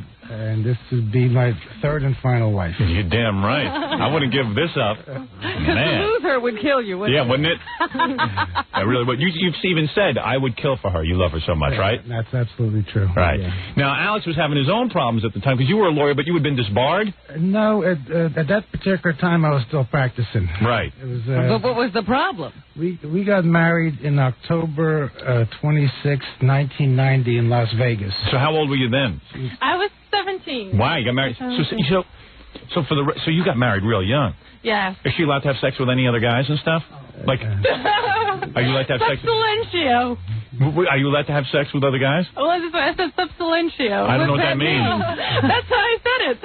Well, you know. She is, right? Because didn't you say in the interview that, like, you don't think fidelity is necessary in a marriage? Well, I mean, it helps. Hey, dude, can I have sex with your wife? Wait a minute. I gotta get this straight. Hey, Alex, how about it, man? We have a pretty good understanding, and Really? We both care about each other, and we wouldn't hurt each other that way. But hey, she got married young. She should have a couple of experiences, as long as the guy uses a rubber and stuff, right? Right, man? Dude, you're a better man than I am. Well, I don't hear him saying yes. Would you stop putting words in his mouth? Opportunity. I mean, what's the story? Seriously. We're basically loyal to each other. You are? Yes. So I can't have sex with her? Just telephone sex. Oh, that's it? All right, I'll take that. That's better than anything I've got. What do you think? She dates, but she doesn't get involved? I think she dates as long as she doesn't tell Alex what's going on. I see, all right. Yeah. So have you actually slept with any guy since the marriage to Alex? I'm pleading the fifth. So that's Man, a yes. that's a yes. Oh, come on. Hey, Alex, I look at it this way. So what? As long as you get her, too. She stays with you. Yeah, right. That makes me something. Basically, I don't. Between our schedules, with her going to law school and her going to Hanneman to graduate school for a PhD, there's no time. We have very little time for any entertainment right now. Right. But now that she's finished her classes, we plan to enjoy the summer. Oh, very nice. Yeah. You know what I would do? I'd go to an island just where you could wear thongs all day. A deserted island. Yeah. Not you, Alex. I mean your wife. And you could wear thongs all day and bathe topless and stuff. Right. And really. I like that. Yeah, that's where I'd take you. Where they have some good food. And St. Martin's, Orion Beach. There you go. St. Martin's, Jumbie Bay, somewhere like that. Yeah. They got a nice nude beach there. Yeah, definitely. Yeah. Don't let any other guys. I'm investigated all the news. You are? Yes. Wow, what a find, man. Man, are you lucky. When you saw her step off the plane, I mean... You must have fainted. You weren't working pro bono. You were working pro boner. I'm telling you, right? You were going nuts. Did you go wild? You knew right away. You had to change your relationship, didn't you? You locked her right up at your brother's house. Well, he had 3 bedrooms, so I only had 1 bedroom, so I figured if she stayed in my place... That would have been it. Would have been another court case. Yeah. So what happened? So how'd you lose your law license? That's a long story. Yeah. It's a real long story, but I'm hoping to get reinstated. I've been out of practice for over 4 years now. Right. And I've been doing a lot of preliminary stuff as a legal assistant. I see. And basically... So it's got to be frustrating after you had your law license, then you're going to be a legal assistant. For 15 years, yeah. Right. I graduated from law school in 75. And basically, I work with a firm in media, Richard Heller, who's a real estate lawyer. But I got to say something. Lawyers usually stick together. Yeah. And they very rarely throw one of them out. Oh, yeah. There's always something going on. What the heck did you do? He was framed. Were you framed, Alex? Framed is not the word. You know, they have the various proceedings that take place. I had an attorney that was representing me. That basically screwed up. And that's the way it happens. You know? Things go down, and at the time, I was going through some difficult problems. And also, he was suspended at first, but which like a suspension, 6-month suspension, and he decides to appeal it. He decides this isn't fair, and you don't do that. You don't appeal suspension. You know what I mean? I wouldn't even care. I would just stay with Victoria all day. That's what I would do. That's what I would do. That's probably how he messed up his license. He was so distracted. Yeah, you probably just, you're messing around with her and you're not paying attention to detail. That's how you ignored all What would they nab you on, though? What are they trying to say you did? Basically... Ignored clients. Negligence. That I failed to return phone calls. Well, how could you? Look at who you're with. Just bring your wife into the courtroom. Say, hey, Your Honor. It's a guy. He's going to know in a minute. He's not going to blame you. See what you wait for. What? Yeah, right. There it is. Exhibit A. Victoria. Look at her. Oh, man. Victoria. So how soon do you guys make love? Like when do you realize you're attracted to her? I mean, who wouldn't be? A dead man would be attracted to her. So you say, hey, were you married at the time, or were you already divorced? I was already divorced. Oh, super. You were free and clear. I was divorced in September of '89. So you got rid of the ball and chain, and then you were free to negotiate. No, I never got rid of the ball and chain. That's right. It haunts me. So let me get this straight. At what point do you say, hey, all right, she's 16, I understand that. No, she's 17. She's 17. Oh, 17, fine. Oh, she's a woman. No, she's a woman. Okay. All right. So you go, oh, man, I got to have her. I can see why that professor had the problem. How does he work his way into your pants? I mean, what's the move? Well, you're not easy. Actually, it took a while.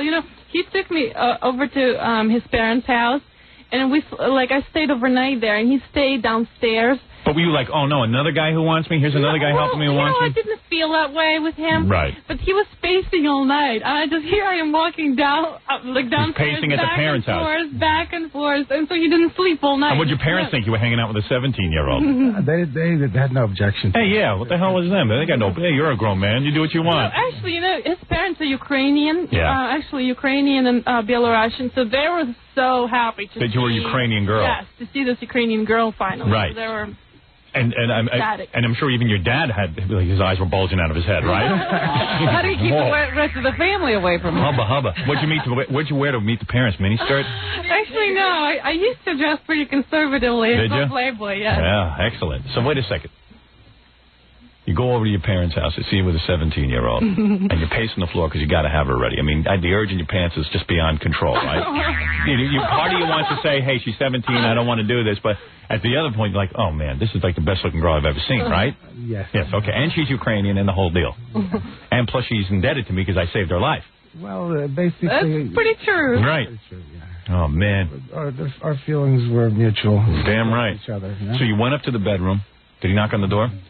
And what were you wearing? You were nude because you were preparing for your shower, weren't you? Oh, actually, no. It was kind of weird. Shall I tell him the whole story or no? No. When did this happen? When did this happen?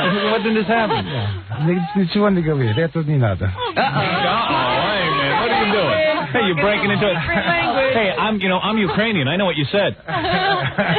Anyway, well, basically, I think in a couple of days, it just sort of came up and... what do you mean? He visited you that night and you made love, right? No, actually, it wasn't that night. Then the next night, we went over to the woman who introduced me to Alex. Right. And we took a ride, I remember, in her Mercedes, and she was really so cool. And she said to me, he's a pretty cool guy, and I slept with him myself. Wow, Alex, boy, you what a man. Pretty good at that. No wonder you're too busy to call the client. So she was like, man. Eddie knows. So she was like, she was married at that time, Super. And so she, described the whole deal to me, and I thought that sounds good. That sounds interesting. So when Alex came to you, what were you wearing? What was I wearing? I have no idea. I mean, what was I wearing? You had that the jeans jacket, little jeans jacket. I remember. Oh yeah, jeans jacket. I love that. That's my thing. Jeans jacket. I'm a jeans jacket kind of guy. You had on a jeans jacket? Oh no, we went to New. And what, jeans or dress? Yes, she actually bought me this awesome outfit. No bra? Yeah, I never used to wear any bra. I mean, I grew up and at the time of sexual revolution in Russia. In Ukraine, you are free. And plus, a bra costs a lot of money. You have to work. You have to sell your soul to get a bra. That's what I love about the Ukraine. To get a Western bra, yes. So there's more like you back in the Ukraine? I'm planning my next vacation for the Ukraine. Yeah, now you're going to the Ukraine. The girls of the Ukraine. Kiev. Yes, Kiev. That's where I'm going. That's where they wait in line for food and bras. Well, actually, we have an apartment in Kiev, so you're welcome to stay. Oh, there. thank you. I appreciate that. Anyway, so he. Well, you say he exploded rather fast. He exploded fast. I had to bleep that. I couldn't. I mean, I'm like thinking. It's over before it began. Yeah. Well, I couldn't last a second with you. Here's this woman describing, how good he is, and I'm like. Yeah, but you don't understand what you look like. No guy, in Alex's defense, no guy could hold out with you. Right, Alex? Well, it was difficult. Of course. Did you try to think about garbage and stuff? Baseball. Yeah, right. That's what I would do. Oh, man. That's unbelievable. And then you were totally nude? Was it? No, I wasn't nude. Where were you, in a car and stuff? You've had more sex in a car than I've had. In a bedroom? Yeah. And you were lucky. My father thought I was beating her or something. The noises coming from the room, Really? Parents were there? Yeah, well, this is a big family event. How often do you get a Playboy model? Yeah, it was your... That was nice to invite your parents. But basically, after we went to Las Vegas, I flew her out. I had tickets to the Holyfield Douglas fight. Right. And I made all the plans out of Philadelphia. She was from Florida, so we were dating back and forth. Wow. Yeah, I was only seeing him on the weekends because I was so determined to finish my school in Florida. How many times did you guys make love the first night? I would do it like 5 times if I had Victoria. I don't remember. Not many. Really? I was like... Smart. You don't seem over anxious. I always play it the wrong way. The women get turned off. So, Plus, I had my parents there the first time I made love to my wife. My mother videotaped it. No. Oh, yes, absolutely. They were right in the It was a big event. No way. I'm a lot like Alex. I like my parents to be part of things. Oh, no. I always was a family man. Share alike. So share and share alike. If you want a copy, I can send you guys one. You just tell me where to send it. I'll send it to the place in Kiev. I'll have to call Nick and Zoya and see if they want to watch again. Yeah, right. All right, now listen. Anyway. So then... So we're in Las Vegas. And, of course, I thought that back in the USSR, I thought the entire United States looked like Las Vegas. Right. I mean, that was my idea of the United Real States. decadent, like, yeah. Like, really, I mean, just like decadent prostitutes on the street Right. and drug dealers and, like flashy, bright. Like, that was my whole... So here, I finally see the USA of my dreams. Right. This is it. The one that you saw. And what happened? You two just got married right there in Vegas? Right there at the White Laces and Promises Chapel. No kidding. Yes. Wow. 17 years old. It was romantic, yeah. It was very super. Now, is that the legal marrying age in Vegas, 17? Well, yes, that's the only place I think where I could get married without, I guess, the permission of my parents. And who was the priest, an Elvis imitator? You had some... I thought it was a woman. A woman? Yeah. So, like, how did you guys work it out in your marriage that, like because Victoria is very young, at 17, how did you work it out that, like, you could still date other guys? No, we didn't talk about it. You never talked about it? No. You mean you still haven't talked about it, actually? No, we still haven't talked about it. Talking about it now. This is it? You mean this is the closest we've come to, like, talking about it? That's right. No kidding. She told me she likes you, Howard. Did she really? Yeah. Oh, wow. So I got to... Hey, Alex, can you just leave the room for a few minutes? I'm telling you. So, you really do like me? Yeah. I like you a lot. But don't hate, man. Mellow out, okay, Alex? I don't want you coming after me. All right? I mean, if something happens, you won't know about it. And it's good, because you won't tell Alex, and you wouldn't tell my wife. She couldn't. Yeah. She's good. My wife and I don't discuss my extramarital affairs. You understand? I have the same arrangement. He discusses them with me. Yeah. Robin is the only one that knows. Right, isn't it? Hey, Victoria might be the perfect one for me. Because she can't tell you, but she certainly can't tell my wife. Hey, Alex, this is a negotiation, okay? That's right. That's right. Ever been with a woman? I'm taking the sexual revolution. You have been with a woman. I'm pleading the fifth. Alex, you got to get her in bed with another woman. That's a da. I'm going to call Sonia in California, the stripper, the 26-year-old stripper. Yes, yes. You got that number? Yes, yes.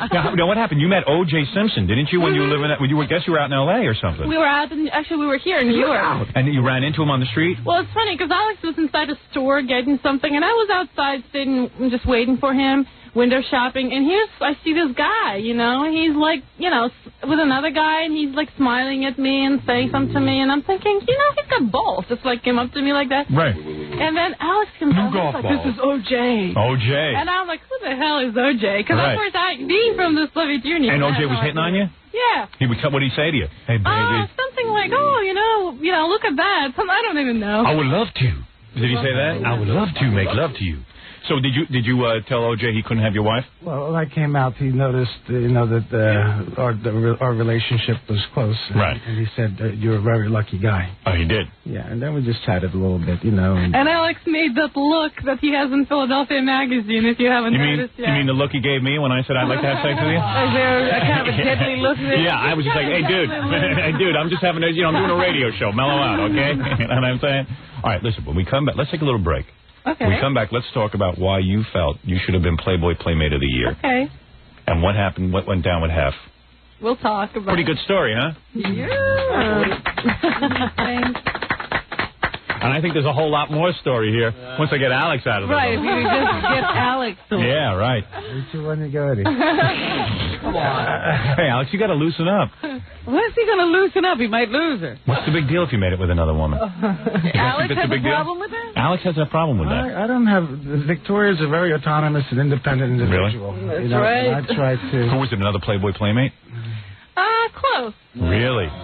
What, we had a club? Hey, come on, Alex. Hey, Alex, you're talking in Chinese Alex, again. we're going to send you out of the room. You keep that up. Hey, Alex, you're too controlling. You got to give her room to breathe. If she was my wife, I'd let her talk about anything. Were you in there with him? Trying to protect. My problem is, I told You watched, really? You watched? He wasn't? No, he wished. Right. You like women better than men? No. Not necessarily. I like people in general. You know, gotta be a good person. You never tried it again? You did. You like it. Uh-oh. Nice. Oh,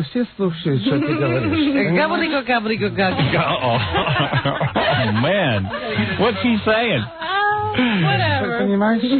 Uh-oh. I got to get a translator in here. That's right. That's right. Yeah, right. Tell us what Alex was saying. I don't know. I think I'm the only one. All right, listen. Alex, you cool down. Maybe we ought to let him go back to his... Yeah, right. You're inhibiting her. All right, why don't we take a break? Everyone mellow out here and relax. This is a fun interview. By the way, I should mention Philadelphia Magazine has this whole story, actually, don't they? This month. Yeah, it's very long. It's pretty interesting. Yeah. And the gal that wrote the story, Lisa DiPaolo. Yes. She was born on January 12th. That's my birthday. That's right. I know. We were talking about that the other day. That's a very special birthday. So you must possess this. I believe it was me and Hitler who shared that day. all kooks. Yeah, right. Yeah, right. All kooks day. No, actually, it's a very prestigious day. A very powerful day, yes. I believe in the astrology. All right, we are here with Victoria Zdrock. That's how you say it, right? Zdrock. And her husband, Alex, who's obviously translating. He's saying something in a foreign language. Problem. We got a problem, is what he's saying. And we'll take a break. Problem. And first listen to these words. More to come when the Howard Stern Show returns in a moment. 97.1, The Eagle. 7:50 at the Eagle. This is Brad Baxter. It's 7:54 at 97.1 The Eagle. Howard, Harley, and Fuel Clock. 97.1 The Eagle. Let's return to the Howard Stern Show.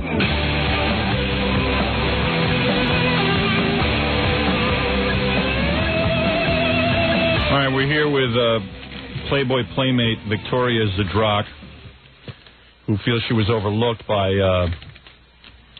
Hef And Playboy. as Playboy Playmate of the Year. It looked like it was pretty much a lock, was it, that you were going to be the Playboy Playmate of the Year? Well, when I first, yes, at the beginning, I was told by many, many people in Playboy, very influential people, you know, it has never been more clear that you're going to be the Playmate of the Year because you got the story, you got the looks. They probably tell that to everyone, though. I don't think so. And when I was doing my centerfold, actually Christy Hafner herself came to meet me, which I know is unheard of. It's very rare. She never comes to meet Playmates personally. So what happened? Somehow you and Hef got to know each other, and his wife got jealous? Well, what happened is that, well, of course, I stayed at the mansion for about a month when doing my video and so forth. And then Hef was invited. Christy was throwing a party for him in New York, at the New York Playboy office. So what's that whole party entail? Like a whole bunch of the Playmates get together? No, actually, it's not Playmates. It's mostly for different celebrities, and there's like Dr. Ruth there and people like that. Right. And Dr. Ruth is always at those things. Yeah. What's her story? Does she have anything to do? I think, didn't they put out a video for her? Yeah, maybe that was it. So, Alex, you get to go to this stuff, or they keep you pretty much hidden? Well, this was a job. She was there. It was a paid job, and basically they don't like husbands to come along with them. Yeah, right. It kind of ruins the image. Yeah. So I was paid to go there. It was a personal invitation by Christy Hafner, because she always liked me. So I went up there, and Mr. Hafner was there. Miss Kim Hafner wasn't there. I don't know why. Right. I don't know why she wasn't there. But anyway, and of course, there was a lot of media there, as always. Right. It was Playboy. And they asked for me to pose with Mr. Hafner. Uh-oh, big mistake. The same way that I took a picture of you two together. Yes, yes. Well, it's kind of close, you know. Hey, Alex, you want to keep that quiet? Bishka bibble, bishka bibble, okay? All right, thanks. You know, he put his arm around me. And so there were, you know, a bunch of newspapers took pictures, and I didn't think there was anything inappropriate about them. I mean, he was smiling, and I was smiling. We were having a good time. But there wasn't any, you weren't sitting on his lap. No, nothing like that. Yeah, right. I mean, he wasn't having... all over him. No, it wasn't like... Plus, the man's a stroke victim. I don't even know if sitting on his lap makes a difference. Does it? Did he Who know knows? you were there? Honestly, I don't know. I never get, you know, I never found out. So. Right. In other words, no orgasms were involved. No, no orgasms. Right. Understood. So, okay. Not even close. So then all of a sudden, Hef's wife sees these pictures. Yeah, a couple of days later, I get this phone call, which is really wacky. I mean, I was just... actually, Alex picked up the phone. He goes, like, Kim is on the phone. And I knew I didn't have any friends named Kim. Kim. Right. So I pick up the phone and like, hello, this is Kim Hafner. I'm like, huh? Yeah. So, and she goes like, well, how did it feel hanging all over my husband? Wow. And I'm like, uh-oh. I said, well, I didn't really. And she said, well, did you sleep with him? And I said, no. Did he invite you to sleep with him? And I'm like, no. I mean, did other people try setting you up with him? I'm like, no. And then she developed this whole conspiracy theory, how the whole New York office was trying to set us up together. And I'm like, I don't think so. She's like, well, did people invite you to stay overnight? And I did remember that they offered for me to stay overnight. Right.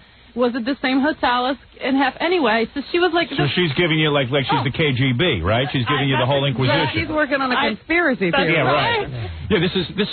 She's putting more time into this than the Warren Commission put into the JFK investigation. There's a single bullet theory. Right, the single bullet theory. Absolutely. So all of a sudden... She sounds like a little pit bull, huh? She ain't letting go of half. Well, he's watching his every move. I saw Victoria, the first time I ever saw her get frustrated on a telephone. So I said, what's my going hands on? were So shaking. you think... Well, what were you wearing when you got this call? I don't even remember. You might have been nude. No, it wasn't nude. You know what happened? You might sleep in the nude. Does she sleep in the nude, Alex? Yes. She does. By order, or you... No, I always wear socks when I sleep. So do I. I gotta clarify it. I have to have socks on. My feet get cold, but I love a naked woman with socks. I like to knock her socks off. Yes. Oh, man. Yeah. Anyway. Dude. So it was pretty scary. I mean, I was frightened when I got that phone call. And finally, I mean, we worked out some kind of understanding, and she said, I got these pictures, and they're just inappropriate, Victoria. And Did she call half? I mean, did you call half and say, no, hey, no, you didn't want to call? You tried to stay out of it at that point. Right. But I'm like thinking to myself, this is it for me. So when they announced the Playboy Playmate of the Year, and it was Julie Cellini, did you get very angry? Well, what happened is at first I didn't know who won. All I knew is it wasn't me. Right. They don't tell you who won. But, and of course, I mean, at that time, because of the conversation with Hef and because of other things, I already knew that something was going on. Right. And, I was very surprised that I didn't win, honestly. Because I was told so many times, what's important for us is a good story, is a good spokesperson. And I mean, being in law school, that's what we're trained to be, is to be good spokespeople. Right. And I've done so many things for Playboy where I had to be a spokesperson that I thought that would matter for them. And I was the only Playmate who was, like, on Entertainment Tonight 4 times in 1 month. Right. And I guess I was very, very popular as a Playmate, which matters. So you're going to be a lawyer. You're going to practice law. Well, actually... I'd like to be in your firm. Oh, thanks. Yes. Man, imagine hiring her. Alex, I don't know, man. Do criminal law and always get all-male jury. Yeah. You will win. If I was on a jury, I would just flash those eyes at me. Yeah, it'd be perfect. Well, I give her good guidance. Yes, you do. Well, don't get her disbarred, though. You understand that? Right. She's got to return calls. Right. That's right. But I'll be don't worry, Alex. You'll be reinstated. I'm in the JD PhD program, so I'll be both a lawyer and a clinical psychologist in 3 years. No kidding. Show off. Kind of fun. No kidding. And anyway, brains and looks. Oh. And sleeps naked in socks, has a C cup, and was in Playboy. And likes to sleep with girls, too. Damn. Alex, you feel like you died and went to heaven, man? Dude. Well, if there's a right movie that comes along, I'll do it, too. Yeah. So. No kidding. Oh, let me talk to you about that. Okay. I have a movie coming out. And I'm thinking of you playing my wife. My wife is from the Ukraine. Look at Alex, he's giving me that same look he gave OJ. Yeah, right. Alex will be on the set every moment, and he'll be in bed with you in the love scene. He makes me nervous, man. Hey, Alex, it's a job. You can't show up on the set. You understand, man? During the love scenes. But anyway, it's a fascinating story. And you obviously like being naked. You had no problem taking your clothes off in front of all those people? No, I love being naked. It's you do. Kind of second nature to me. Yes. Well, when you look like you you dig showing people, right? It's fun. Yeah. I never had any problem with it. I mean, Did you have to do a special shaving for the pictures? A little bit. I mean, not much. I'm blonde. She forced me to take the initial pictures, when we sent them to Playboy. Oh, really? I was under duress. You were the photographer, huh? Yeah, I was under duress. Yeah, that must have been a real tough shoot, huh? But was it Victoria's idea to be in Playboy? Well, what happened is I was in Chicago for this conference. It was American Psychological Association that had a convention. And somebody came up to me, this random guy, and he goes, you want to be in Playboy? And I'm like, yeah, sure, you look like... And he goes, here's my card if you want to do a test. And did Alex beat him up? Well, he wasn't there. I mean, he probably went to the bathroom or something. Yeah. And I'm like, well, good pickup line, buddy, but, it's just not going to work. But then I I threw the card away, and when I got home, I thought to myself, I should have given it a try. Yeah, right, Good idea. Hey, so sometime come back without Alex so you can tell me a lesbian story. Okay. So Alex doesn't give you the whole... Right? That's a possibility. Yeah, you got to lose Alex for like a couple of minutes so you can talk about that. Look at it. Oh, Look man. at his look. Look at his face. And why are you so uptight, Alex? I don't get it. What do you think would happen if she told me?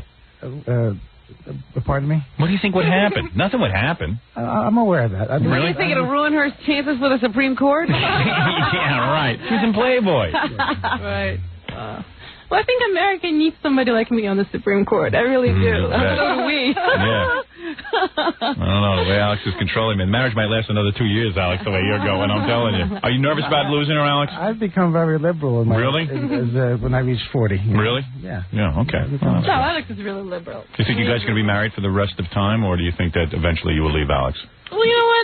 I don't think. I don't want to analyze. One thing, You're happy now? Yeah, my rule is that I don't apply my PhD, my future PhD in psychology to my private life. Because if you start doing it, just, Yeah, wish my wife would learn that. Enjoy the moment, Yeah. Are you guys going to have children and stuff?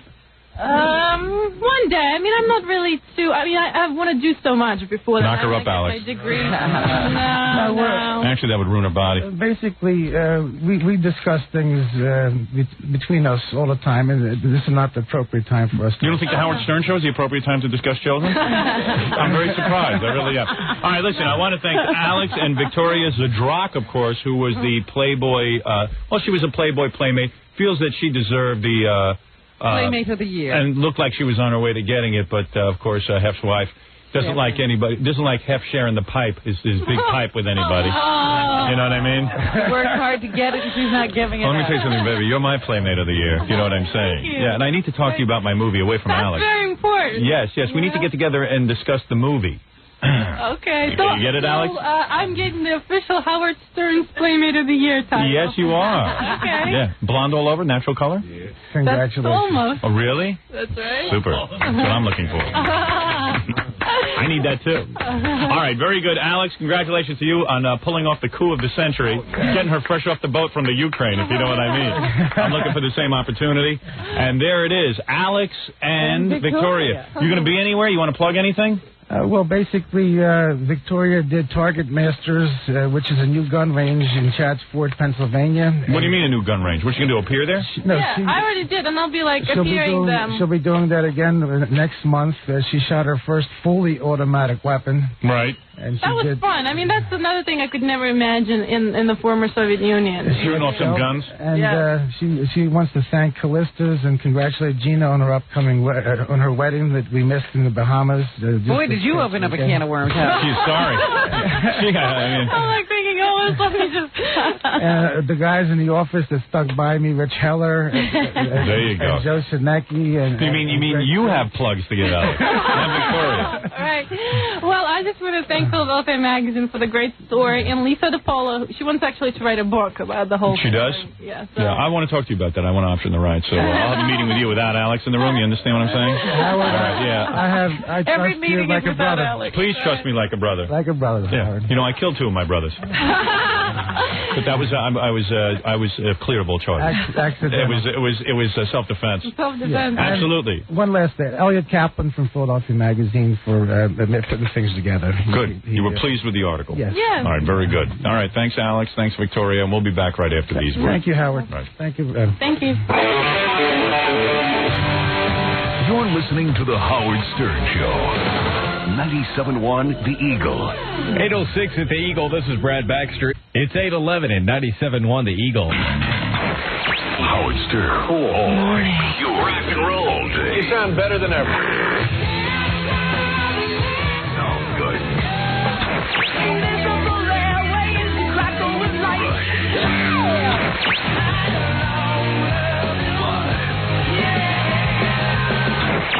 This is where Dallas Fort Worth rocks. 97.1 The Eagle. We're back with the Howard Stern Show.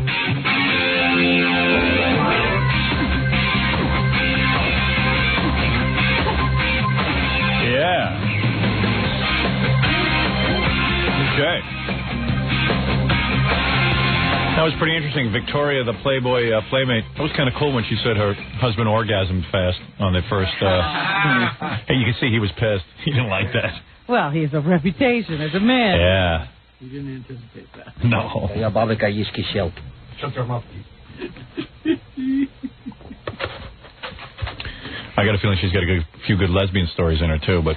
I think more than a few. Yeah. Yeah. We got to get... we have to get her in here alone. So, pretty cool story. Pretty interesting story. Pretty wild, huh? Pretty sad story at the very beginning, taking advantage of like that. But she triumphed at the end. Much like Quivers Alive. Much like it. Very similar. I thought the two of you had a lot in common. Hey, I got to get Stuttering John in here. We got to keep this show moving along because Stuttering John went out to the Die Hard 3 premiere yesterday. And Die Hard with a vengeance. Yeah. Bruce Willis, Demi Moore, Samuel L. Jackson was interviewed, and Lenny Kravitz. So that's who he grabbed. He grabbed 4 superstar interviews. Stupid. Hey, John. Hey, man. Did you stutter with a vengeance? That you were Die Hard with a vengeance? I don't think so. I think it was pretty good last night. Yeah? Yeah. And the first person you run into, I heard it was a night where you really annoyed everyone. Yeah, it was just like there was so much press there, and everyone was fighting about getting in people's spaces. And I heard Bruce Willis got mad at you. Yeah, well, yeah. Because Bruce Willis was giving this interview like this really serious interview to some previous reporter before John got a hold of him, and he's like, it almost sounded like he just shot Shakespeare. You know, it was like this was a major accomplishment. Yeah, I mean, it was a major accomplishment for the special effects guy. Well, unfortunately, fortunately for E, the interview with Bruce culminates with him, taking his elbow and jamming it into my hand. No kidding. Yeah, but, you should have said, hey, bartender, get me another drink. Hey, you got lucky. You used to be a bartender. She said, hey, can you go fix me a Mai Tai? Hey, bartender, go fix me a Mai Tai. That's what you should have said. But he was with Demi. How'd she look? Unbelievable. Super, huh? Oh, God, yeah. Yeah? No. Like she doesn't have zits and stuff in real life? No zits at all. Really? Great complexion. Yeah, she's showing off those big cams? No, she wasn't showing them off, but it doesn't matter. You just look at her face and you say, man, I want to bang her, man. Is that what you say, John? Is that what you really say? That's what you say in your head. Oh, you didn't say it to her face? No. You should have. Well, but, so Bruce got upset. Yeah, man, I don't know what it is. They don't like even, and it wasn't even a bad question. It was like I don't understand. You're making a mockery of a major event. Yeah, but this is a guy who obviously is involved with very serious work. Maybe he read your mind. He knew what the next question was. All right, so let's go. Samuel L. Jackson is this black guy that we met. Remember, Robin? Yeah, we were at Natural Born Killers? Yeah, we met him once, and now he's sort of getting famous. He was in Pulp Fiction. Yeah, I've interviewed him before, and he's very easy going, So is this go okay? It's going great until I start fighting with the press, I see. All right, so with Samuel L. Jackson, here we go. Let's hear a little bit of that. None of these, as you can imagine, are too long. No. It doesn't get... Well, not only that, it was very quick. Well, I know during Samuel L. Jackson, you get into a fight with another reporter. Yeah. It's the same... Can I say bitch on the air? I mean, the same girl from Fox, the girl Robin Carter, every time now. I'm like... Well, why do you end up next to her every time? Because there's always a little 3 inches of space that I can fit, and that apparently has to be next to her, and she's like busy arguing with me and yelling at me. And why does she yell at you? I mean, who is she? I mean, you have every right to be there. What does she say to you? What is the problem? She just doesn't like that I am, interviewing the celebrities, pissing them off, and then they leave, and then she can't get her, sound bites. But Howard, this time is after she already spoke to him. It's just now I've become like... What did he say, Robin? He says usually it's because she can't get her sound bites because John chases people off, but this time he's interviewing after her, so he thinks she just doesn't like him. Okay. Yeah. I don't know. I listen to him. I don't know what he's talking about. It's very difficult, but I was able to get that out of it. All right. Well, you spend a lot of time with him. All right. Here we go. Samuel, can I express something? I'm sorry. What are you apologizing about? I'm apologizing for the cameraman who just goes, don't hit my camera. Oh, boy. Yeah, like you could avoid it. Yeah, the guy's camera's on top of your head. You should have turned around and get your camera out of my face. There's about 30 cameras there. Yes. How are you? You know, guys who hold cameras think they're the most important thing. Like, hey, don't bash into my camera. Hey, don't put your camera in my face. Just spit in the lens. Oh. Guys who carry cameras think they're the most important media. Yeah. If you're standing there with a notebook or have the picture. or you're standing there with a radio microphone, forget about it. Yeah. They think they're so damn important. Well, come on. We have to get through. I know how to call your mom and tell her that. You don't do that to people. I'm sorry. All right, I'm sorry. I don't want to push. So she's ruining your interview now. You finally get the guy. Yeah, and Sammy's mad at me because I said come here and motion with my hand. Come here. He didn't like. He doesn't like that. He was telling me you don't do that to people. Oh, really? Oh, he has such good manners. Yeah. Okay. It's Stuttering John, Samuel. And he Samuel, doesn't know what he's doing. The guy's fighting to get you there. And you're going to give him a lecture on how not to wave to you? Would you have come over otherwise? This is a city where people actually go to the bathroom on each other's feet on the subway, and he's going to tell some reporter not to wave to him. He's worried about rudeness. I thought you just got him. You're already in trouble. Yeah, but you're in my spot. All right, I'm just for now until someone comes. Do you think that Latin music sucks? No. No. OJ, innocent or guilty? I don't have a clue. I wasn't there. Okay, how many more diehards could Bruce Willis do before the well is bled dry? Probably 7 or 8. Thanks a lot, Samuel. You're welcome. You've done this to me before. Thank you. We're there trying to put this stupid movie on the map for them, and they're fighting with it. The answers, I wonder why they object to silly questions. These questions aren't really that, what is there to them? You know what I dig when you get there? And then, as soon as you finally get a celebrity, that woman from Fox has to start fighting with you right then and there. Yeah. Like, in the middle, you should do that to her, though. As soon as she gets somebody on camera, screaming at her. Just start screaming at her. Say, hey, what are you doing? What are you doing? In fact, that's when you should push her camera. But the point is, I do that, then I'll get thrown out even before I get to anybody. That's the point. So I got to be extra do it polite. anyway. I got to kiss the ass. Yeah, but you know what? After you get all your interviews, then start doing it. Well, I did. I went back to her and started yelling at her. Yeah, yell at her when she gets a celebrity over there. They think these movie openings are summit conferences that you got to be quiet during. Oh, God, it's unbelievable. All right, let me see who else you got. Okay, so Bruce Willis now. Is this where she fights at me?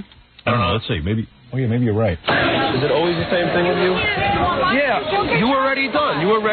Oh, with your own spot. You're like a kid in a sandbox. Grow up, will you? God, arguing over a spot like a kid in a sandbox. Hey, Sam, what do you think? Should rapists be castrated?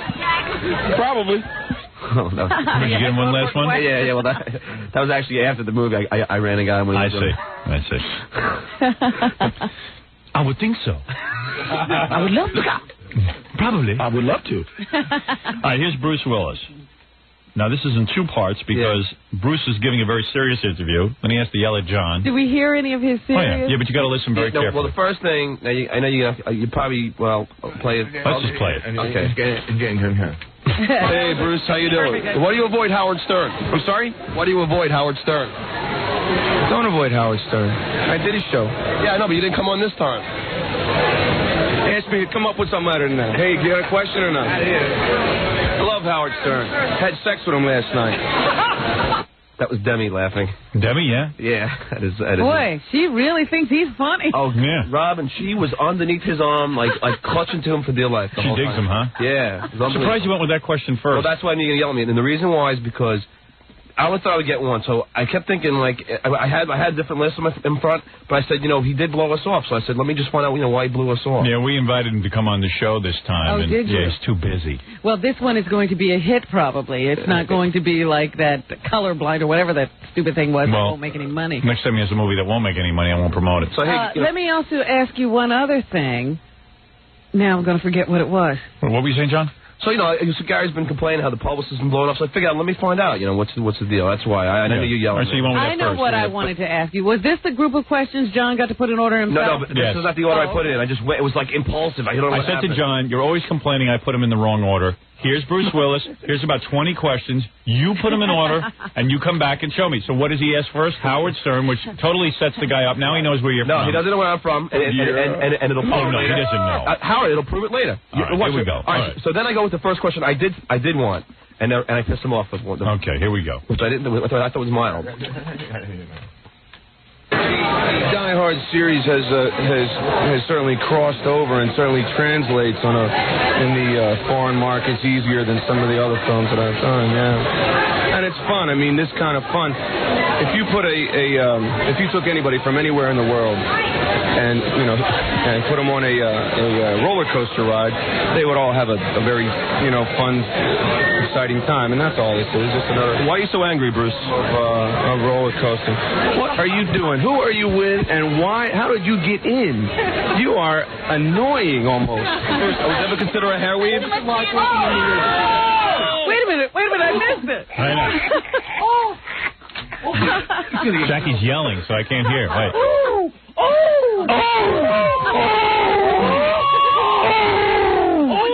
Didn't it sound like you was going to hit him after the first question? I know, but I was trying to hear, and then you... Calm down, Jack. Jackie was jealous that John was getting so much attention. We would like to hear, too. You're enjoying it too much. That's one of those Jackie noises, Robin, where Jackie goes, me! Notice me! Oh!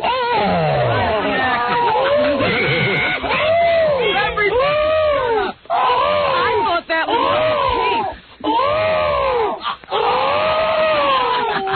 like Rodan is in the room. Jackie's dying. Jackie's like, I'd just like to apologize to the audience. All right, now let's listen to it without Jackie's mic on. All right. Annoying almost. First, I would never consider a hair weave. Like working in New York. Demi, big fan. Now we're back to Demi. Well, no, Bruce you can hear him whisper on camera. You'll see it. He goes, "Go away." Okay. Demi, I'm sorry. Big fan. Come on, Bruce. Hey, Bruce, will you dump Demi when she gets dumpy? Will you dump Dummy when she gets dumpy? Yeah. And that's when he takes his arm and elbows. Oh, really? Yeah. Really? Yeah. Totally hating my guts. Yeah. Good sense of humor. Because that last question is after I got him and he's going into his limo. And I just stuck the mic in his face and just went, "Yo, Bruce, will you dump Demi?" And then he just takes his elbow and jams into the mic. Really? He's not going, yeah. All right, tough guy. He thinks he's in Die Hard 4. Or he's back in that character from Pulp Fiction. He's a boxer. Yeah. It's dangerous for these guys. They start to become their character. You should behave like the bartender. So this is Demi Moore you get a little bit? Yeah, just for a little bit. And I guess that's it for Demi. Let's see. No, Demi. Demi? Demi? I told him to call her Dummy. Hey, Dummy. Hey, Dummy, come here. But it's hard, right? Because then she wouldn't come over. Dummy. Well, yeah, I don't think she'd come over. Right. I said Dummy. All right. How about Dummy? Dummy. Hey, Dummy. Come here. Hey, Dummy. How about that one? Yeah. My name isn't Dummy. It's Demi. Well, she corrects me on how to say her name anyway. So. Demi, how many different ways could you say your name? The only way, which is Demi. Demi, I'm sorry. I don't know how to say it. Just apologize to everyone there that night. I'm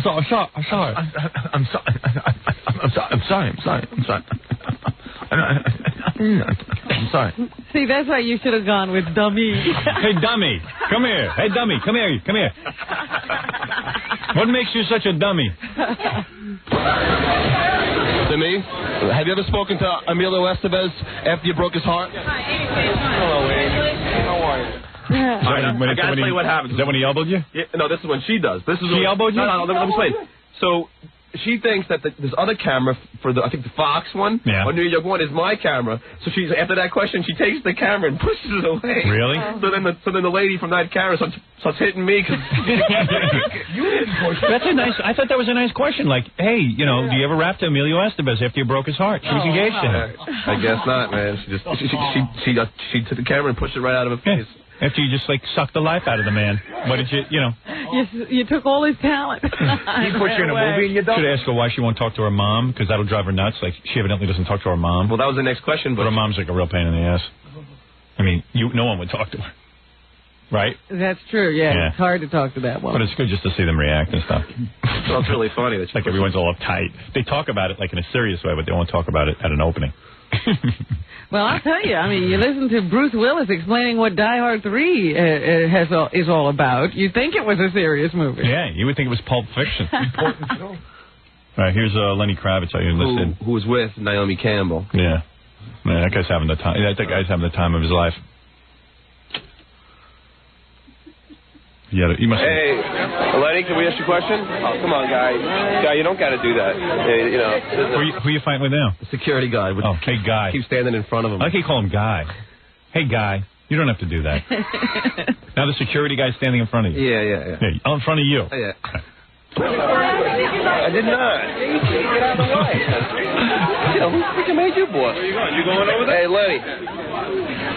OJ, and it's a guilt. I did. Don't ask me. No comment, bro. No? Don't you think that Latin music sucks? No comment, bro. Okay. Where's his car? Hey, Lenny, do you think that rapists should be castrated? Oh, come on, Lenny, talk to me, my man. My brother? Yeah, we're fellow musician. Oh, yeah, so Lenny had Naomi Campbell on his song? Oh, yeah. She's gorgeous. She looks great. Yeah, big deal. I'm going to be dating that guy Alex's wife, so she's just as hot. And you'll look just as good at the premiere as everyone else. That Playboy Playmate kissed me on my lips goodbye. I know, I Did saw you see that? And the husband was like burning a hole. I think I could have gotten something off her. I have to hook up with her. Her visa must be running out. She's going to need someone. Well, they did say to you, do you ever come to Philadelphia? Yeah, maybe for a threesome.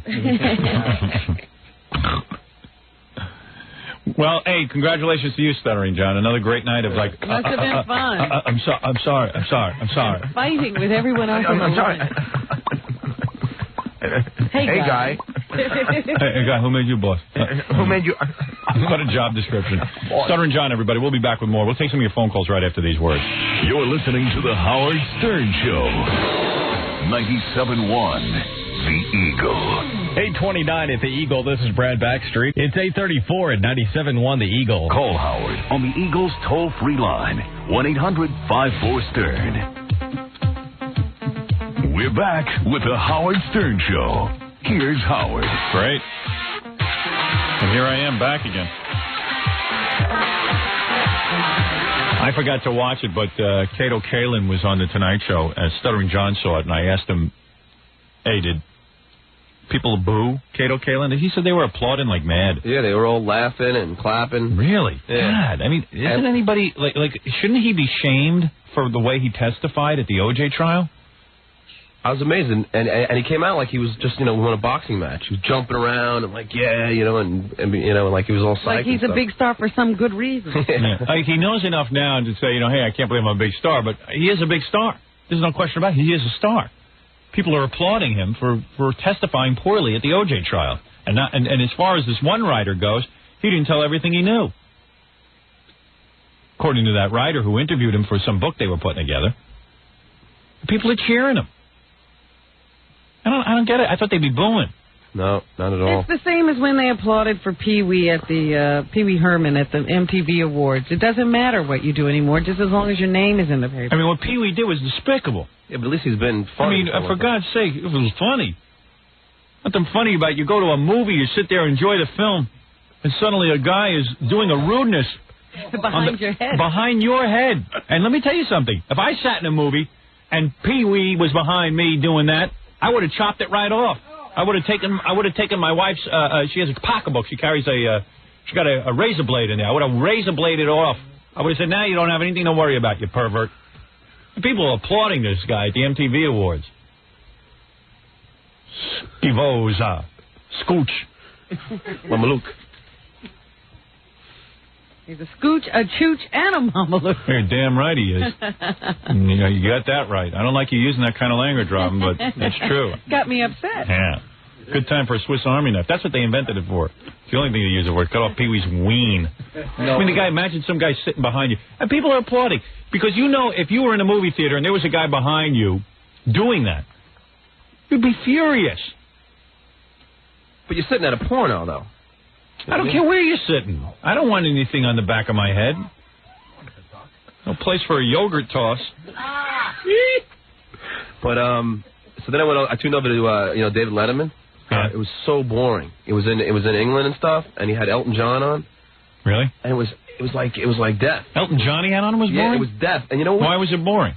Because it was just like, I don't know, it seemed like he was kind of, you know. He couldn't get a good interview out of Elton John. I'll put it this way, the first question he asked was, about Elton's, mom. Is she, that drives it right down. Yeah, that's what everybody wants. And you want to know if he ever took a softball and had it impaled, exactly. or if he ever sat on a coffee mug. Peanut butter jar. Peanut butter jar. And then they brought David Letterman's mom in. Dude, I would have had a whole bunch of different things. Hey, Elton, which one of these could you accept the most?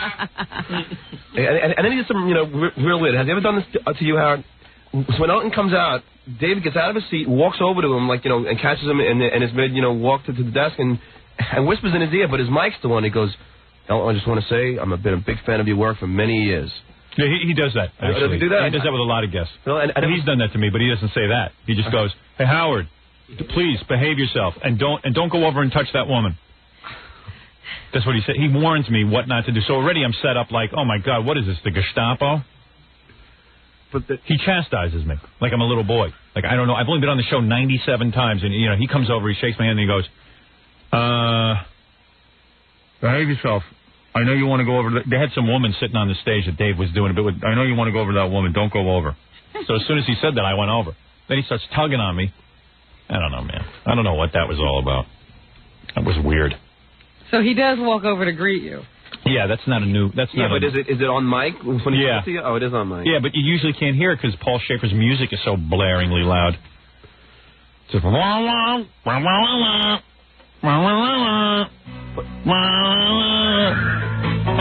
Howard, please don't go over to that woman, okay? What? Okay. Yeah. And then Dave had his mom on to say hello to Elton and everything, Oh, she actually walked out and said hello. No, she was on, satellite, whatever, Yeah, on the field, Meryl Marco told me that Dave copped that from me, getting the mom on. She even said it. She said he would never have his mom on because he's not that type. Right, but mom is now his secret weapon. Yeah. But I'll tell you, man, when Dave read off his guest list for the week and Jay read off his, Jay's going to kick his ass, I think. Really? It's because Dave's is like Elvis Costello and Jay's got like Billy Crystal and Bruce Willis, all the big stuff. Billy Crystal again, huh? Gee, I wonder, do you think there's a time where Billy Crystal will run out of things to say on talk shows? I think it happened about a year ago. Well, Billy now comes on and he talks about how hard he works on these movies, being the director, producer, writer, cameraman, best boy, gaffer. But why work hard on him if no one goes to see him? Why not just take it easy?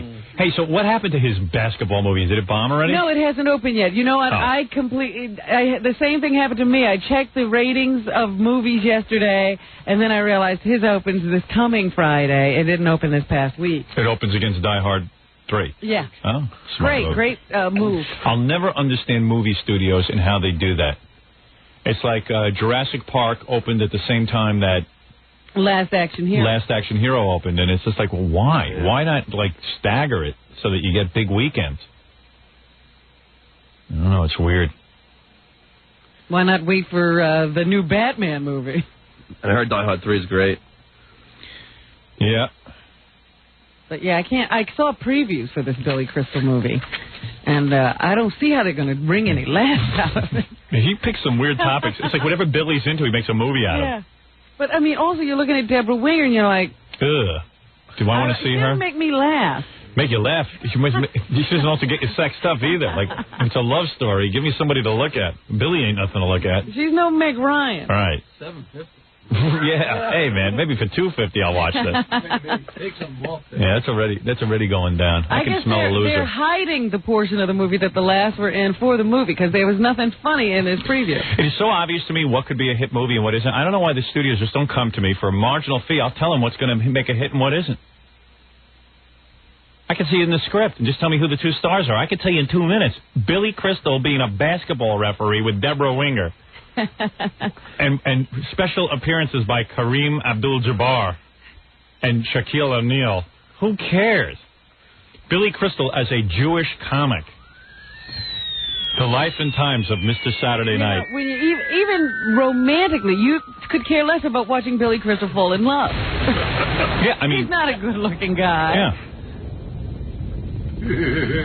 I mean, the Polish 8-ball could tell you it sucks. It's square. Right. A man made of latex. Hey, where's my Woody 8-ball? We got that? It's being worked almost on? done, I'm told. Okay. Let me take a few phone calls. Let's go to Phoenix. Phoenix, you're on the air. Howard. Yeah. What's up, buddy? I'm not your buddy, and nothing's up. Whatever happened to Underdog Lady? Oh, I don't know. She doesn't want us bothering her. Are you serious? Yeah, And we honor her request. Yeah, I mean, we called her a couple of times to do some different things, but she kind of feels I'm evil or something. My lesbian sister's really into her. Well, I'll pass the word along if I ever get to speak to her. I think that's the kind of thing that Yeah, she'll want to know about it. Cleveland, you're on the air. Cleveland, you're on the air. Yeah, Howard. Hey. When you're at home Yes. and you urinate, do you ever sit on the pot or do you stand? I always sit. Is that true? Yeah, always. Very tired. No, I'm very small. The other day, as a matter of fact, I decided to stand. And, like, I had sweatpants on, so I pulled my sweatpants down in the front, and nothing clears the sweatpants. If I'm on level with the band of the sweatpant. So by sitting down, it's much better. And I could even... That's not a very manly thing. No, but I admit to Does everything. your wife come in and catch you doing that? All the time. Oh. Whenever I go to the bathroom, there must be radar in that toilet seat. Because she's right in there. My wife has this other annoying thing. Whenever I indicate that I'm going to have sex with her, she says, I have to go to the bathroom. Because she used to get bladder infections. Mm-hmm. And I think because I'm so good at sex, you get bladder infections. But she used to get bladder infections. I don't know from what. She went to a doctor, and he said, you should urinate before sex. So now she just rushes to the toilet, and I hear her going. And, it's usually preceded with, like, a little... And then, and then she goes. Come on, Howard. And then she gets back in the sack and expects me to get worked up. It's so disgusting. You two are the worst. You do things to turn each other off. I hate it. And I beg her. I said, honey, please don't go to the bathroom. There's always a way to sneak away after a little play to add to the anticipation. She doesn't sneak away at all. She announces it. Yeah, she announces it. And it's the same routine. I go, oh, come on, baby, listen. We start to get started, and then she goes, I have to go pee. And I'm like, Allison. Yeah, just throw some cold water on it. How come, obviously what you're saying to me is, before we make love, you want to do this because you have this paranoid feeling you're going to get a bladder infection. We do it so infrequently, you're never going to get a bladder infection. Besides, you've been married so long, she's never going to get one from you anyway. Exactly. And it's not like after she gets up to go that you can think about anything but her going to the and it takes, and it's like, oh. She could pretend she's going to get something to enhance the experience. And I've even... because I have good hearing. And you know what? You turn on... you never know what's going on in it. I know. But I'll tell you one thing. I've even tried to convince myself that it's kind of sexual. Like, I've tried to, get into it that she's doing that. That doesn't work either. I'm not into it. Good luck is right. Oh, I mean, it's like, hey, we're in the middle of making love. We're starting. And what if I went to her and said, I got to go to the bathroom now? She wouldn't want that. I don't know, man. But if I was her boyfriend and I had just met her, she wouldn't be running off to no bathroom. She'd be making sure you thought everything was wonderful. Right, nice and tidy. She'd go through a bladder infection in order to avoid that. Yeah, I'm not real into that. Have it removed. Yeah, have her bladder removed so you wouldn't have to have an infection. Yeah, what do you need your bladder for? What does that do? Yeah, collect things. Big deal. So I sit down. Yeah, I always sit down. Like a woman. What about you? I did too. I wasn't sure if I was the only one. How come you're not big either? No, it's just I don't like to dribble on the. On the side. And then there's a whole thing that I have. Then if I don't know, whenever I go and I'm standing up in a regular toilet, everything just splashes and misses and it ends up all over the porcelain. You don't even have good aim. Then I take a tissue and I go, I got to wipe this up. So I take my foot.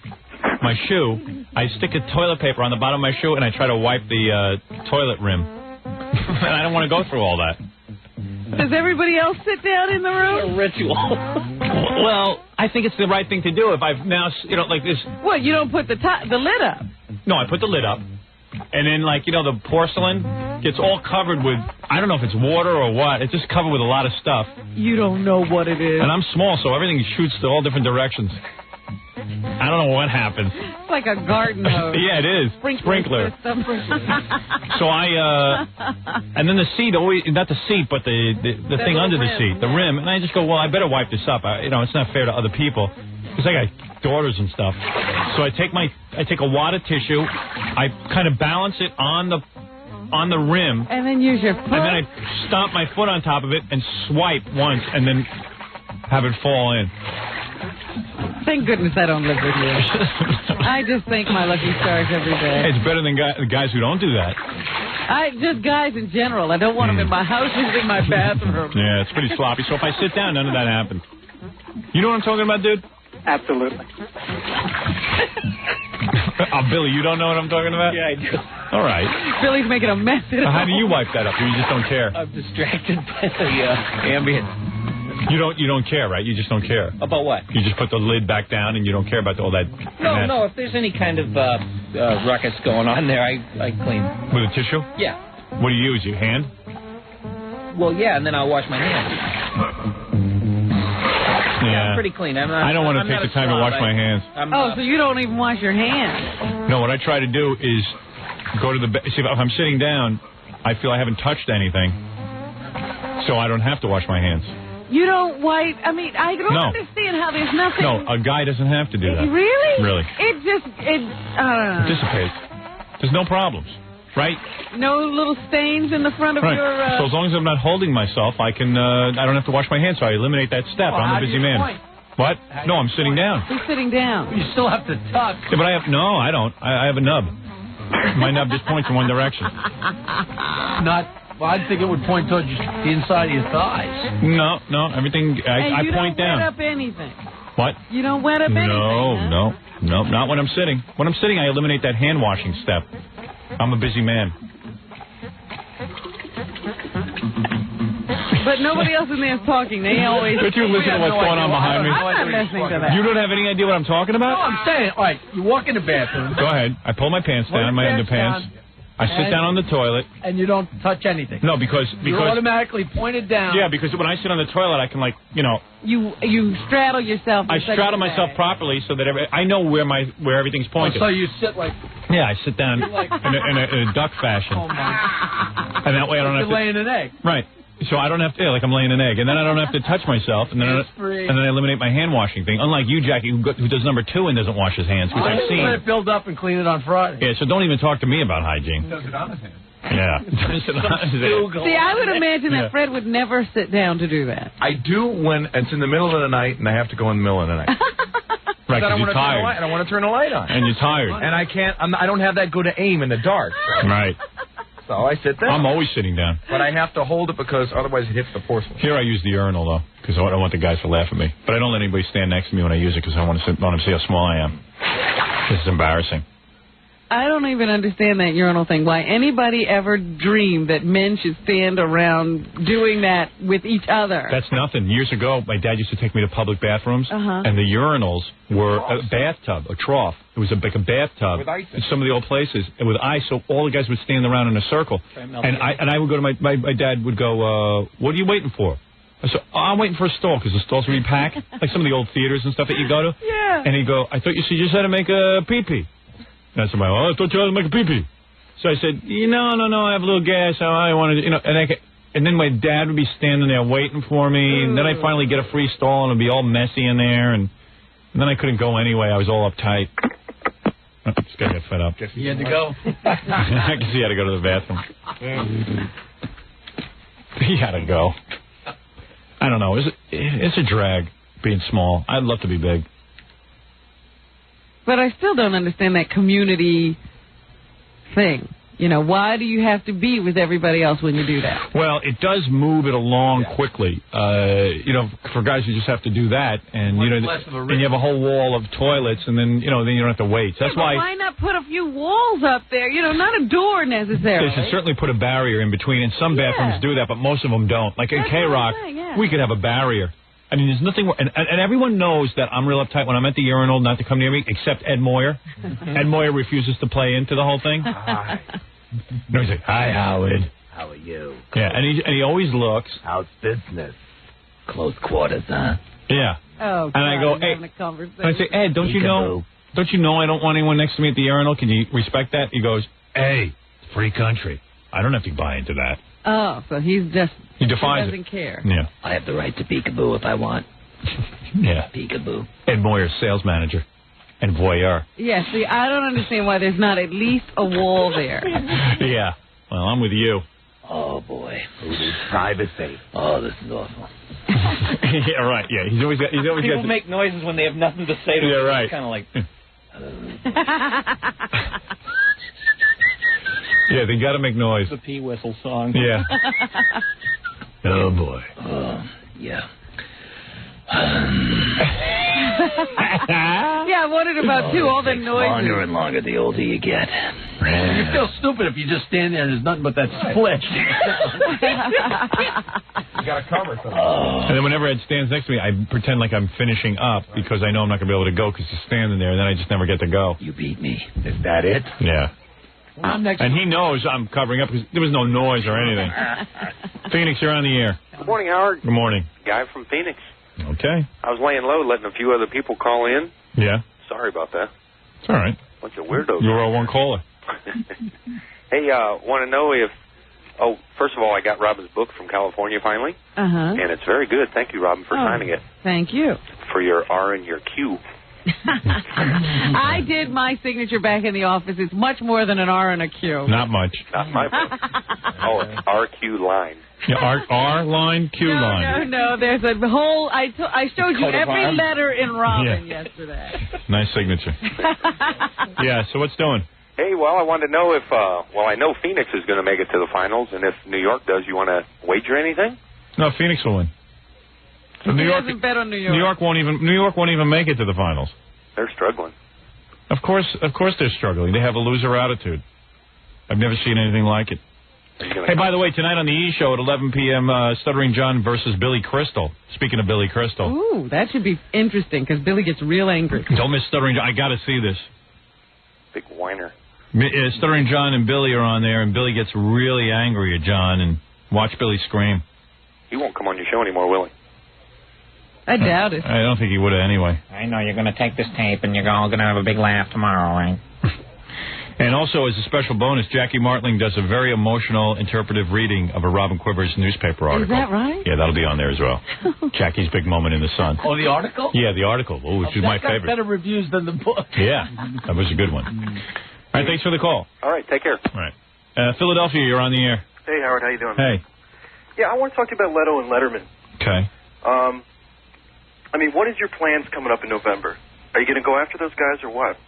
I don't know. I don't know what to do. You know, it's really weird. The thing that's scary about taking a network job, whether it's Fox or NBC or CBS or any of these networks, the scary thing is these guys run hot and cold. It's like when I'm real hot, like when they haven't seen anything controversial in the newspaper about me for a while, they're all hot to get me, and they're all talking about, hey, carte blanche, you can do this, you can do that. Don't worry, we know who you are. We know we got to take the good with the bad. We know. You know. They know everything. They know everything. Then, like 2 months later, you might be entertaining it, and they're courting you, and then the FCC finds me, right? Yeah. All of a sudden, they're like nowhere to be found. You don't hear from them anymore because they're like, oh my God, we can't hire Howard Stern. He's in trouble with the FCC. Meanwhile, nothing happens. Then, 2 months later. The Latinos are mad at me. Selena. Oh, my God, look at him. He's too controversial. We can't hire him. 2 months later, everyone forgets about that. 2 months from now, I'll be in another controversy.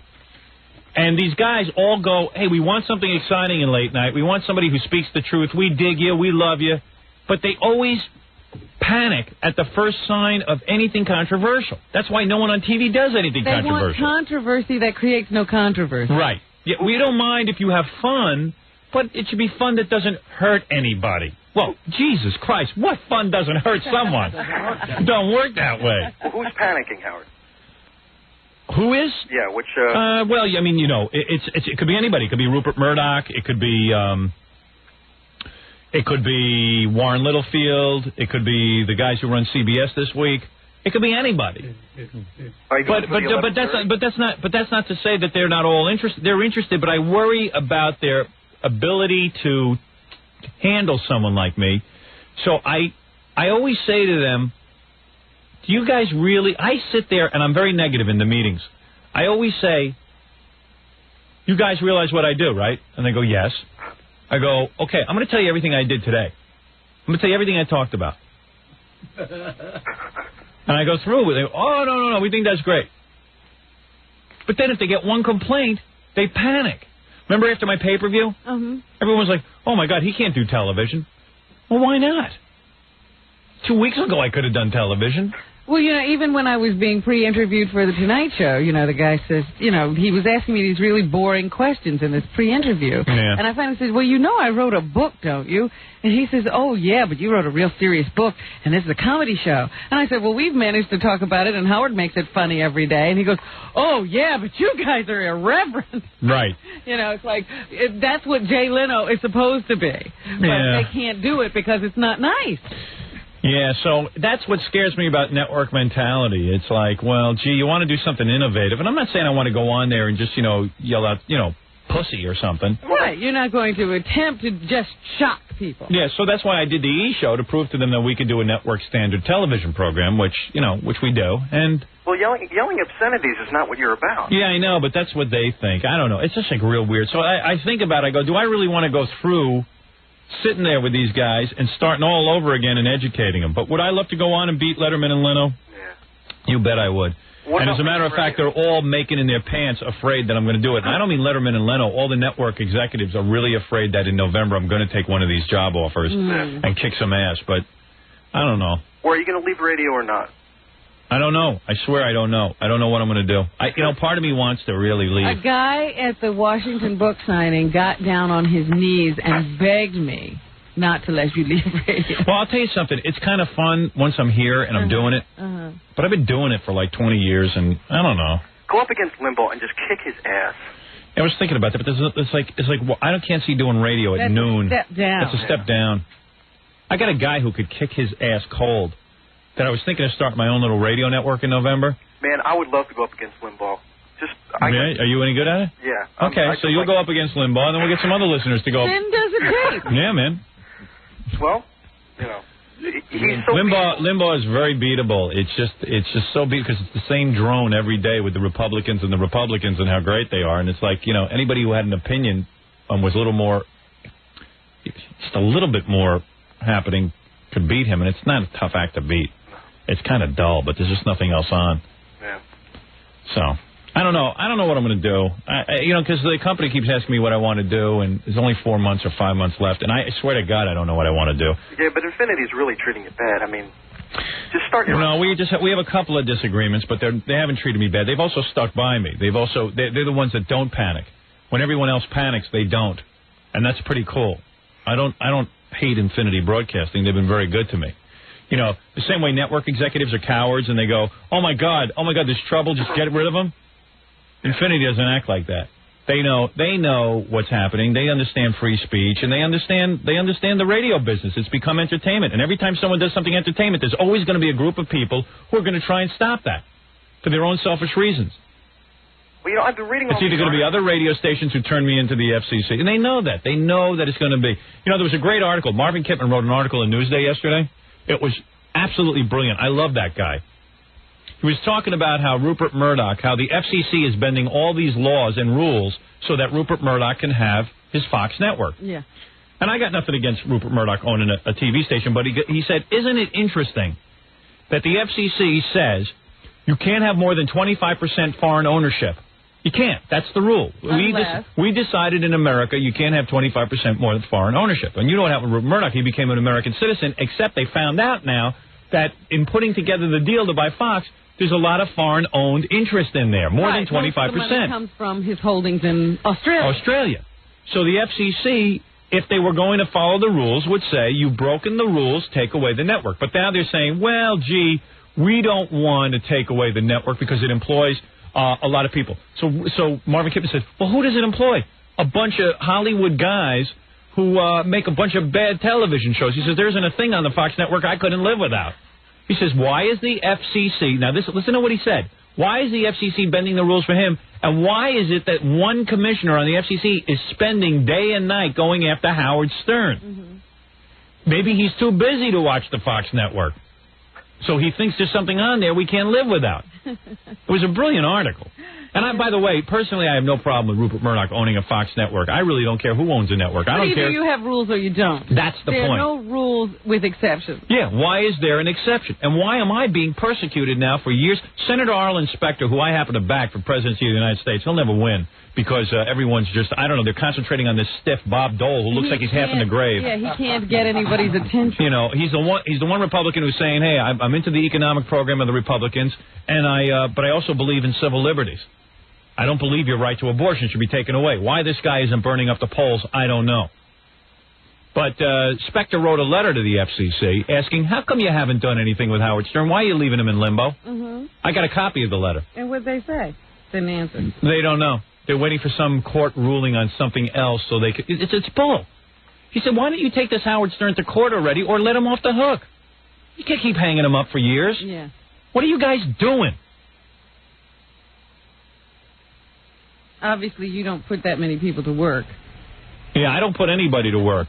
We only got hundreds of people working around this show. That's right. But it's not as many as Rupert Murdoch. I'm going to ask the Woody 8-ball if Senator Arlen Specter is going to win. Will Senator Arlen Specter win as president? Yes, yes, oh yes. Oh! Wow. 3 times? Yes. Wow. Yes, yes. I guess that's in the affirmative. You got a question for the Woody 8-ball? Jeez.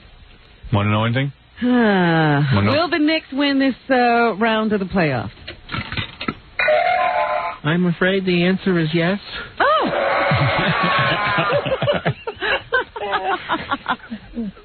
Woody knows all. Would ye? My goodness. Sir, you have a question for the 8-ball? Yes. Will Howard take on Letterman or Conan? That has to be a yes or no question. Will Howard take on Letterman? No. 1,000 times no. Well, ask the second part then. Will he take on Conan? I have no friggin' information on that.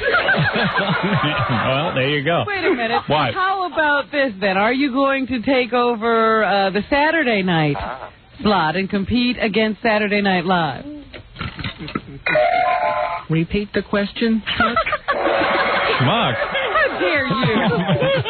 Very clear. Well, go ahead. Are you going to compete against Saturday Night Live? Fortunately, no. That must mean my movie will be out and I won't need TV. Maybe. Is Howard finally going to make a movie? By the powers invested in me, I declare that false. This guy's blowing me up. Is Howard leaving radio in November? I don't know.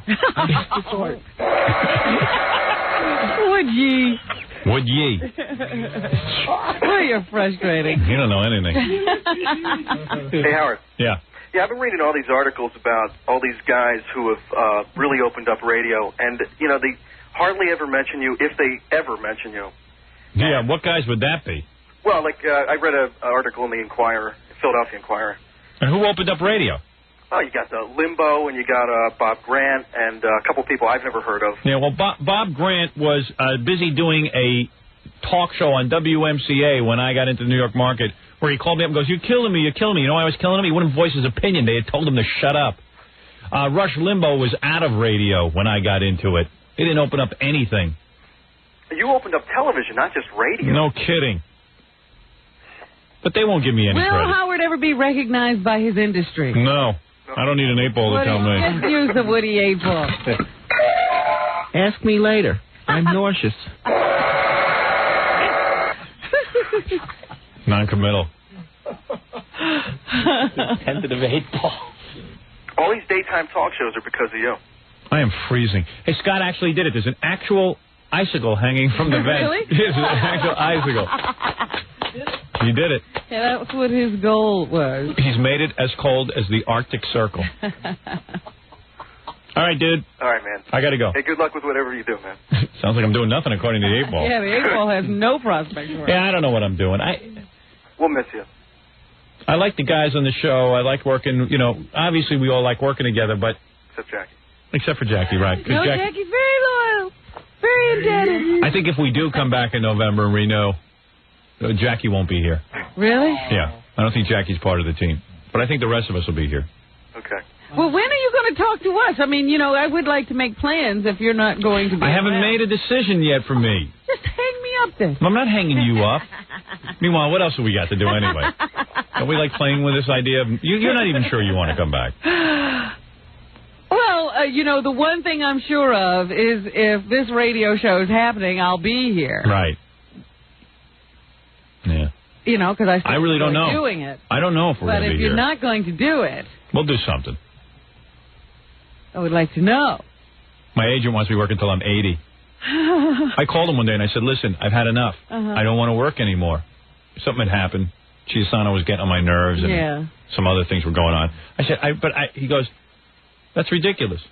Well, I know at various times, I mean, you have been so upset that I have started to consider that you're really serious about this. Oh, I'm dead serious.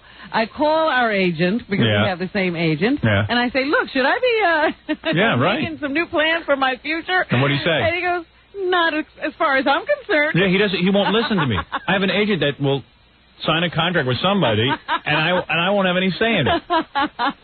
Oh, he doesn't have to get up in the morning. He doesn't, not as far as I'm concerned. I have a question for the 8-ball. What? Will I ever get that Russian broad who was in here today? That looked like a definite possibility. I don't understand the question. Will I Could Robin show me where her father fondled her? Oh, Woody. He's nuts, that Woody. Woody, will I ever get the Russian broad who was in here today? I don't know. I'm as confused as a young Puerto Rican schoolgirl abducted by her teacher. All right. He knows some things. He knows about himself. All right. Hey, thanks for the call. All right, man. All right. All right, we got to take a break, then we're going to do the news for you right after this. You're listening to The Howard Stern Show. More after this. 97.1 The Eagle. This is where Dallas-Fort Worth rocks. 97.1 The Eagle. Ask her if she's a lesbian. You're listening to The Howard Stern Show. Once again, Howard Stern. Ask her. Stuttering John versus Billy Crystal in the Battle of Wits. Battle of the Witless. That'll be tonight on the E-Show. The E-Show rules. I bet you they'll put... I know exactly what it'll end up on the E-Show. This morning when I was complaining about my weight and I lifted up my shirt and showed you my love handles, that'll be on the E-Show. You'll put that on? Yeah, I know that'll be on. That Playboy Playmate's a two-parter. No doubt about that. Looking at her ain't shabby. That's definitely going on. But Stuttering John and Billy Crystal's a winner. You'll love it. Well, also, I'm Stuttering John doing the opening of Die Hard 3. Oh, that'll be on the E-Show as Bruce Willis pushes him away. That rules. Tomorrow I'll be calling England. Tune in and find out why. Okay, because I was just about to ask. What we're doing tomorrow? Why are you calling England? Oh, don't ask. Ask the 8-ball. 8-ball. Do you know why I am calling England?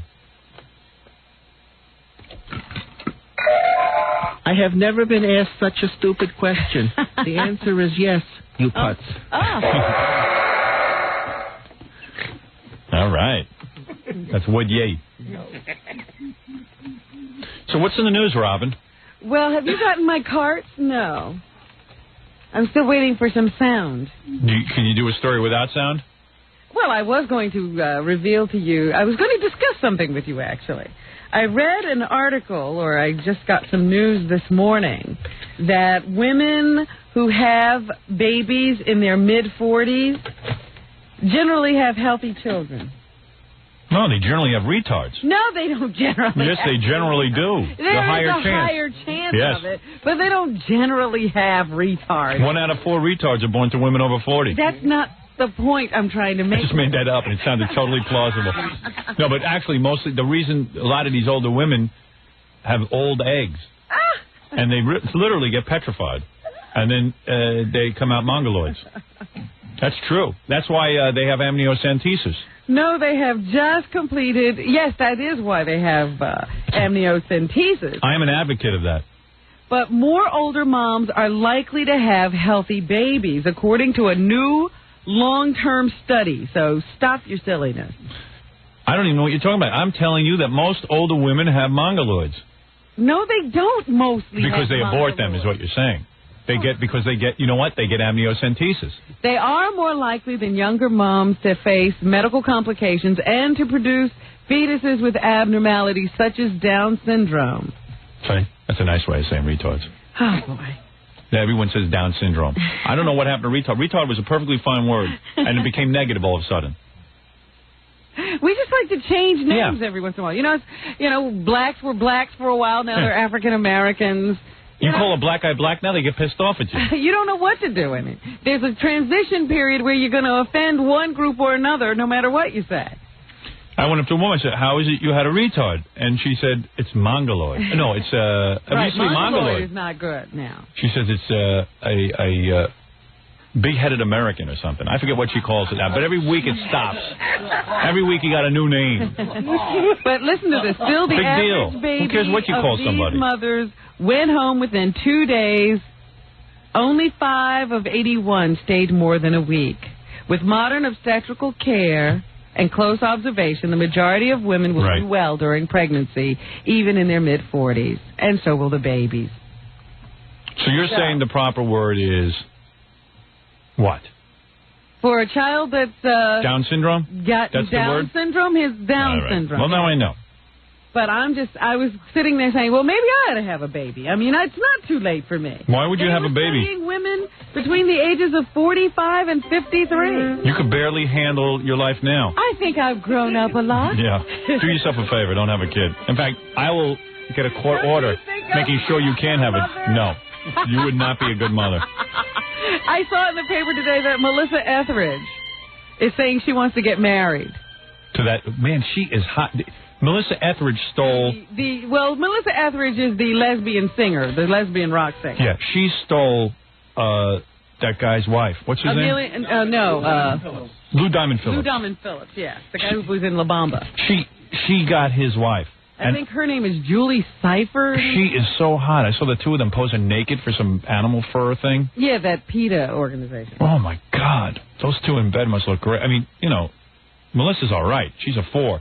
But the girlfriend's a 10. But you put her in bed with that girl and she's a 7. Wow. So I was reading in the paper today about how they want to get married. I think they should get married. It's about time. They've been dating too long. Let's see. She wants to marry her longtime love, Julie Cypher. They've been together 5 years. Somebody give her some sniffing salts and maybe she'll understand that lesbians can't legally get married. She says, Julie and I talk about it a lot. Get married. Talk about it. It's a big game. It's in the new Rolling Stone. That's what it is. It's a big game because you can't really get married. She says, I think we'll be barefoot and we'll both wear dresses. And when they get divorced, all of a sudden Melissa will go, hey, this marriage isn't real. You'll see. You're not entitled. I'm not giving you any money. Right. But this is the thing that kills me. She says they'll be barefoot and both wear dresses, but it won't be a traditional ceremony. Yeah, nothing about it traditional. That is so sexy when two girls get married.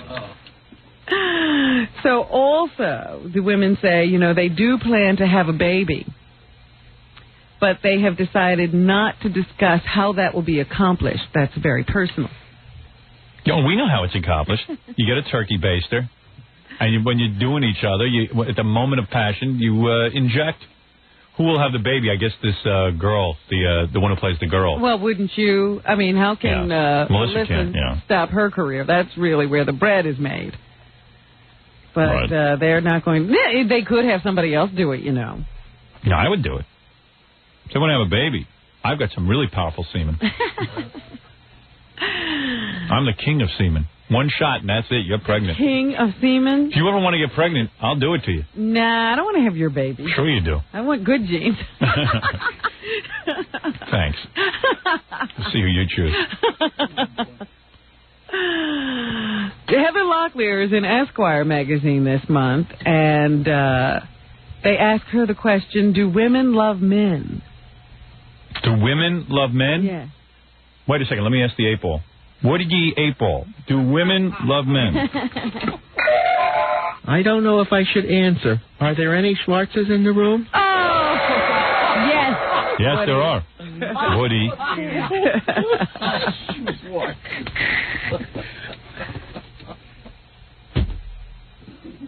So anyway, they ask Heather for tips as to how a man can be romantic with a woman. Right.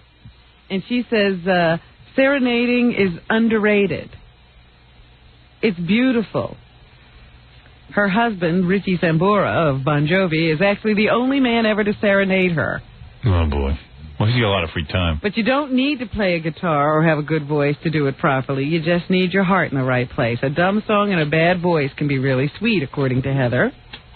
That's how Jackie got his wife. Then they asked her to choose between... Dumb song, bad voice. Hey, this is the song you played. They call it marijuana, and before the song is done, so explain to all. She had to marry him. Took him right there on the lawn. He sang to Sirianni? Yeah, Sirianni. Remember Fred once sang a love song to this black girl in Washington, and she was in love with him. Well, yeah, he was singing a Rolling Stones song, as a matter of fact. She thought he was singing to her. Yeah. She didn't know Fred was singing to himself. Yeah, Fred's singing to a wall. Jackie, how far did you get in the song before your wife spread him? We're already done. By this point. You all finished. All right. So anyway, they told her to choose between famous men. If she could have either Mick Jagger or Keith Richards, which one would she take? She said Keith Richards because she's into bad boys. Am I right? No. Really? She wanted both. At the same time? Yeah. Oh, she's a bad girl. Kato Kalin or Lance Ito? Lance Ito. Kato, but only if he doesn't talk. Yeah. Howard Stern or Rush Limbaugh? Oh, easy. Howard Stern. That's who she picked. Is that what she said? What did she say exactly? Howard. Just one word. Tough choice. Gee, isn't that nice? Tough competition. There. Yeah, I mean, Rush Limbaugh would break her in half. Yeah, I'd like to nail her. I'd break her in half. I would love to. Rush Limbaugh gets on top of somebody, man, that's it. It's over. That girl doesn't have a career anymore if he gets on top of her. Yeah, she'll disappear. Yeah. That should be the season finale of Melrose Place. Rush Limbaugh piles on top of Heather Locklear and smothers her to death. Drowns in his sweat. Nothing left but a wet spot. Now, what's the guy's name from Stone Temple Pilots? Scott Weiland? Yeah. He's been arrested. He's cool. I know him. You know him? Yeah. You met him? I hung out with him at the concert. I went to a Stone Temple Pilot concert, and this guy was standing next to me, like, tapped me on the shoulder. So I said, hey, dude, I'm trying to hear... That's when I saw the Meat Puppets. I'm trying to check out the Meat Puppets. I'm going to be jamming with them. He goes, I'm the guy from Stone Temple Pilots. Really? You didn't tell me this story. Yeah, so I'm checking him out, and I go, yeah, hey, it's you. He's a real short guy. Uh-huh. He was wearing like a goofy hat, and he was just hanging out before his show. Mm-hmm. And we started talking a little bit. He was explaining to me that what the song The Meat Puppets were doing and what it meant. We talked for a while, and then he had to go back and get changed for the show. You went to see Stone Temple Pilots without me? Yeah. Oh. Yeah, I did. I got a life. I got a life without you. I wanted to see them. Sorry. No, you even knew I was going, actually. I couldn't imagine you going to see Stone Temple Pilots and me not wanting to go. That's when I went to the Meat Puppets. You know exactly when I went. You knew I went to see them. But I didn't know it was Stone Temple Pilots. Yes, you did.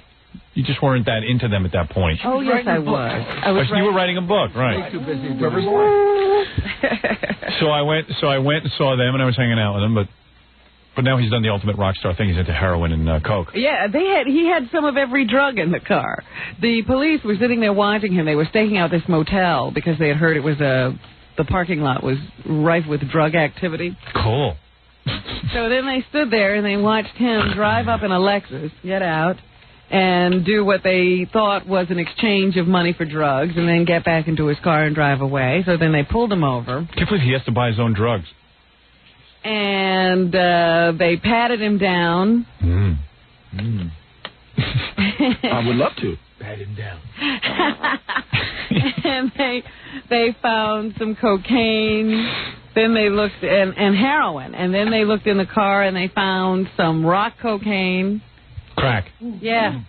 They say he apparently tried to crush a glass pipe used for smoking cocaine before the police could get a hold of it. But now he's been charged with everything. Drug possession, driving under the influence, possession of drug paraphernalia. But I think he probably even called the police on himself, because that's a cool thing to do. Hey, watch me. Yeah, because, that's like Eric Clapton, He goes. I don't even think Eric Clapton ever did heroin. He goes around telling everyone he's a heroin addict. Oh, he says he used that little black box to get off of it. Yeah. But I think a lot of people who said they knew him said they don't think he was ever really on heroin. Really strung out, that's what they say. They say. But, he didn't have a bad drug problem. Right. It's just cool if you're a rock star and you're on heroin. But when a guy is going to score heroin and cocaine for himself, well, you think there's a little problem. It's a good copy. That's not going to ruin his career. Well, they say that the album is languishing around number 20 on Billboard, so I would expect album sales to go up now, wouldn't you? Which album? That album's already been on top of the charts. Yeah, but it's gone down now. Yeah, but it's been out for 2 years. Could cause a resurgence. Oh, I see.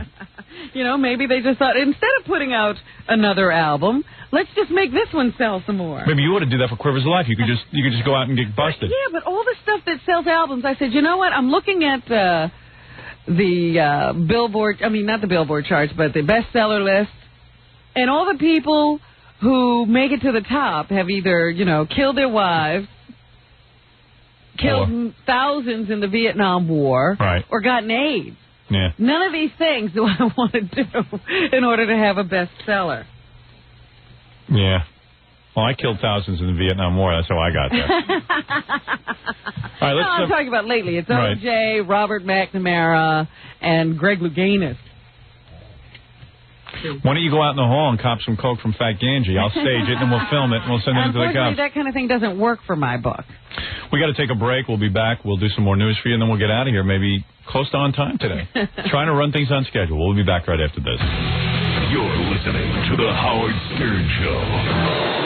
97.1 The Eagle.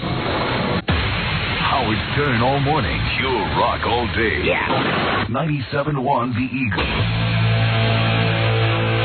You're listening to The Howard Stern Show. Once again, Howard Stern.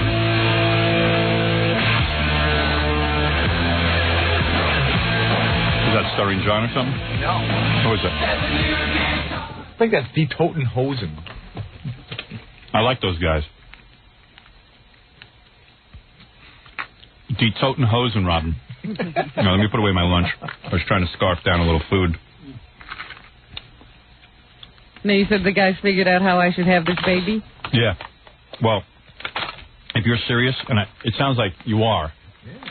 Who knows? You're thinking about having a baby. I'm not doing anything untraditional. I'd have to have a husband.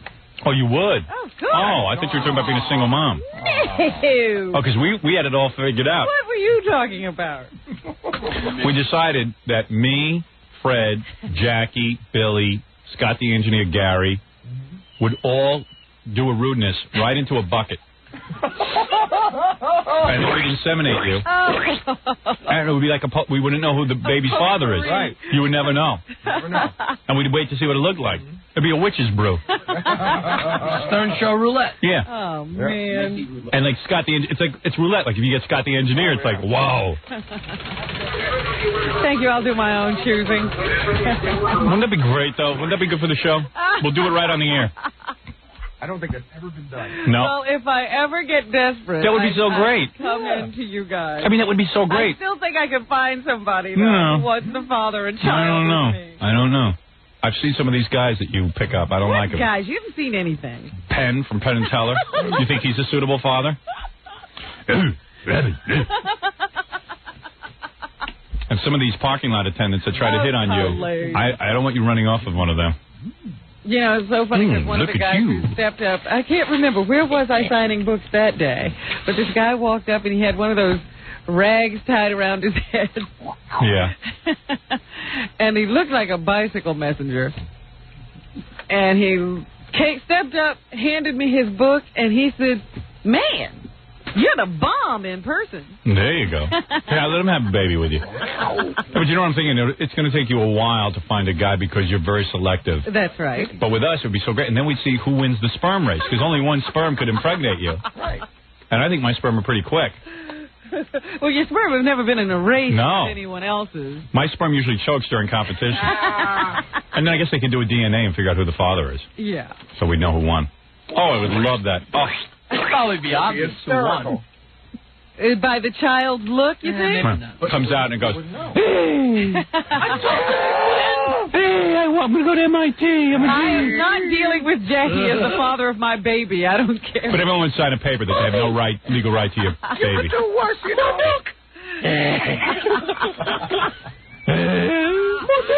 baby.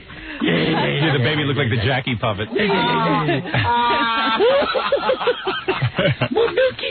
Imagine that running around your house. No, I'd rather not be a mom. Bite, bitey. Feel like having Gallagher 2 running around your house. Or then it could come out with big giant gums, like Gary. Or a girl, Fred. Oh. Imagine. 6-foot girl. 6-foot girl. From Mars. Wouldn't communicate with you? Yeah, it'd be like Jethreen. Yeah. Does not play with the other children. Yeah, get bad report cards. A problem child. So none of that. No, I don't. I appreciate the effort, guys, but. Mother, can I have some cigarettes? Yeah, baby comes out smoking. I have the smoking gene in me, Mother. I can't help it. Born already stained, so that they don't mess up their fingers and lips. And we mix it up into a big brew, and we inject you. How do you know? See, that's bad because you don't even know if you make the brew. We'll make a brew. No. I mean, when you're extracting for the insemination, yes, you wouldn't know whether you actually made it into the mix. No, you would, because we do it all into the same pail. Right. Who cares? The fun's in the making. All right. Who cares? Jackie's up for it. Yeah. Anyway. I get a pail at home. You know, you only have when you sperm donate, you only have a half hour to get your sperm to the sperm bank. Yeah. I have a friend who used to donate to the sperm bank, and we were shooting a movie in college, which we thought was the most important thing at the time. I was the director and writer of this film. Oh, yes, Billy Stern. Yeah. At least I learned in college you're not supposed to do that. Billy Crystal hasn't figured that out yet. You don't have to do everything. Eddie Murphy learned it the hard way. Right, he hasn't done that since. So anyway, the guy, we're in the middle of shooting, he goes, oh, my God, it's my day to donate to the sperm bank. He goes, can I use your bedroom? So he goes in there with his girlfriend. She helped him out. Ooh. And he had it wrapped in a sock in this tube they give you. Uh-huh. And he had to race it down to the Boston Sperm Bank Clinic. Well, let me ask you something. You got $75 a pop. Since Jackie is so anxious, have they actually worked it out so that they can take that frozen sperm and use it? Have there been any live births as a result of that? Of what? Using frozen sperm. Well, who has frozen sperm? Well, what we do is have you make the brew, and we'll freeze it. Like a big popsicle. I say you do it on the spot. Yeah, we'll do it when you're ready. So it'll be all fresh. You don't have to freeze anything. Suppose one of you dies. I'd hate for you to miss out. No, that's their problem. Well, let's get you pregnant. No, thank you. I would do it. Would you guys do it? Absolutely. And Robin, you could help us. Yes. Well, that's got to be part of the deal. Yeah. You want to have a little intimacy. It's got to have a hand in it. What is it? Why don't we just all make vials and then put it on that wheel that we spin to take phone calls? And wherever it spins, Robin's got to take I that would have to accept that. No matter what. No. Lands on Scott, you got to take it. The only vial is you. Listen to your voice. Sorry, man. Man, clear up your throat. You're the only one who has throat problems on the show. Well, no, Put it on a vial. Put it on a vial. I avoided you all morning. And he can barely talk. You can hear I don't want your sperm, your disease. I don't want you to have it. He can barely raise his voice. It's not in a vial. He punish you with his sperm. That's right. He wants to punish me. All right, let's do some more I'm news. sorry. Did you see this article on Sonny Block today? Yeah, the radio guy is America's top financial radio talk show host. Now he's out of the country doing his broadcast. He's heard in New York, at least, on WORAM.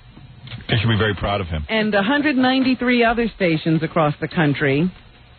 He's under investigation, but now he's fled to Dominican Republic. Is it the Dominican Republic? Yeah. Republic? Says his wife is from there, and he feels much more at home there. But he's especially when your country is after being investigated by everybody. The SEC is after him because they think that there might have been something wrong. 3 or 4 investments that he was promoting on his show went bust. They were franchise-type schemes, and they think there might have been some collusion there because he was paid to promote them. Right. They sold well, Yeah. and then they went bust. Yeah. So they're looking into that. And then U.S. attorneys in New York and Pennsylvania are investigating a gold and silver coin scam that he promoted on his radio show and in his newsletter. When federal agents raided his place earlier this year, they seized what court papers say are videotapes of Block having sex with apparently underage girls. Wow, this guy's... Gee, a radio guy into this kind of stuff? It happens. Before he fled, Block told the June issue of Worth that the tapes are from his youth, so dated as to be laughable. So I guess he claims he was videotaping himself at a much younger age. Who had a video camera at that point? Block did. Blockhead. So he's now doing the show from the Dominican Republic? Yes. Hey, maybe if we did our show from the Dominican Republic, it'd be more fun. He took a flight to the Dominican Republic because here they only extradite you for rape, murder, drugs, or terrorism. So he figures, I haven't done any of those things. Not for rip-off scams. Over there, they're pretty much tolerated. And he says he's living a wonderful life there. He's worth millions. Wow. Sonny Block is worth millions? That's what they say here in the paper. Sonny He Block. won't discuss his own financial situation, but he says the climate there is wonderful and the cost of living is low. He has a fax, a satellite dish, and a telephone, so he's in paradise. Right. He says that the U.S. authorities want to put him in a box and shut him up. Now, why would they want to do that? Yeah. Yeah, they're just out to get him. He says he's going to stay away until he has his constitutional rights restored. That He's not a criminal. That should be in about 50,000 years. So he doesn't know how to handle armed people coming into his house and confiscating his records, tapes, and violating his Fourth Amendment rights. Whatever the Fourth Amendment is. That's the one about search and seizure. Yeah. We shouldn't investigate a guy who led a lot of people down a certain path. I sure would love to see those tapes. Yeah. He's a financial advisor who had a stake, they're saying, in some of these investments that he was hawking on the air. Well, he was paid to promote them, and you don't know how much he was paid. How would you take financial advice from a guy on the You got to be nuts. I'd want to see him doing the exact same things before I'd follow his advice. Yeah, let me see him invest that money. Yeah, let me see how well you do for yourself following your own advice. See that picture of him? Has he got a bad wig on, or is that just Looks his hair? like a real bad toupee. Looks like an awful lot of hair for a guy his age. I ought to ship him over, not to the Dominican Republic, to Men's Hair Now. It'd be a better place. All right, let's take a break. We'll be back with more news right after this. You're listening to The Howard Stern Show. 97.1 The Eagle. We're back with The Howard Stern Gay Rich is so gay. He is, definitely. He is the gayest gay guy in the gayest world. I don't think there's one heterosexual anything on him. I was talking to him. I said, did you ever have sex with a girl? And what was the answer? He says, like, I don't know, like in high school or something, there was a girl, and they tried to get it on. They were just even trying to do some dry humping. Uh-huh. He says nothing happened in his pants. Right. And from, the relationship obviously deteriorated after that night. Yeah. And he never even, and of course he knew he couldn't even dry hump. So he is so gay. Because, Yeah, as heterosexual as you say you're heterosexual, Yeah. he is gay. Yeah, I admire that. Gay guys call him a homo. He's made the full commitment. Hey, Rich, come in here and show your face. You are so gay. Gay. I sit in the seat. You are so gay, which is good. I don't say that in a bad way. It's good. If you're going to be gay, you should be real gay. Why not go all the way? Right. So that was the only time you were with a girl? Whatchamacallit? Yeah, that time, that story was the most intimate it ever got. But Yeah. you've tried having relationships with women. Well, I dated girls in high school, When you were in the closet? Freshman and sophomore year, yeah. And you didn't talk like this and stuff in high school, right? Like you kept it in the closet. You were like, hey, how you doing? I was the best dressed, though. Always. Really? I bet. I mean, you're a cute guy. I could see where, like, girls would go, like, hey, I want to go out with him. Uh-huh. Right? Well, thanks. Yeah, I mean, I was... It was interesting because I would get girls that, now turn out to be fag hags. Right. You know what a fag hag is? Yeah, of course. Girls who like to hang around with gay guys. Yeah, no kidding. I don't know. Hey, come on, I'm gay. I'm sorry. That's right. So, like, you would go out on dates, and when you were in the closet, you would go out on dates, and like, what would you talk to your dates about? Sewing and stuff? You know what I mean? About girl stuff? Clothes and makeup. What season they are in the color spectrum and stuff like that. Season. Colors. It was funny, actually, because when I was in junior high school, I took one of my cousin to a dance that we had, and she was a knockout, absolutely gorgeous, and everybody came up to me, like, and I was just really quiet in high school, in junior high school, whatever. So they're like, oh my God, who is this girl? Because she was older, she was in high school, and she already like got introduced to makeup and all that. Yeah. So meanwhile, they thought like that this little like, wimpy just red turd. Yeah, right. Was like dating some hot person, and so then all the girls wanted you. Yeah, and then it totally worked out, and then they saw like it opened up all these doors, and they would talk to me, and then I would give them fashion advice and stuff like that. So when did everyone start realizing you were gay? Like a junior in high school? When I was a junior. 11th grade. That's when I had my first experience. Yeah, and then you just started talking like real gay. It just happened all of a sudden. Because I know a guy who came out of the closet. He was older than you though. It was like he was about 30 when he came out. And he had a wife and a kid and all kind of stuff. Wow. And then one day he came into work. Robin knows who this is. Oh no. She doesn't know the story. I don't know. Came into work and all of a sudden he was just like, hi.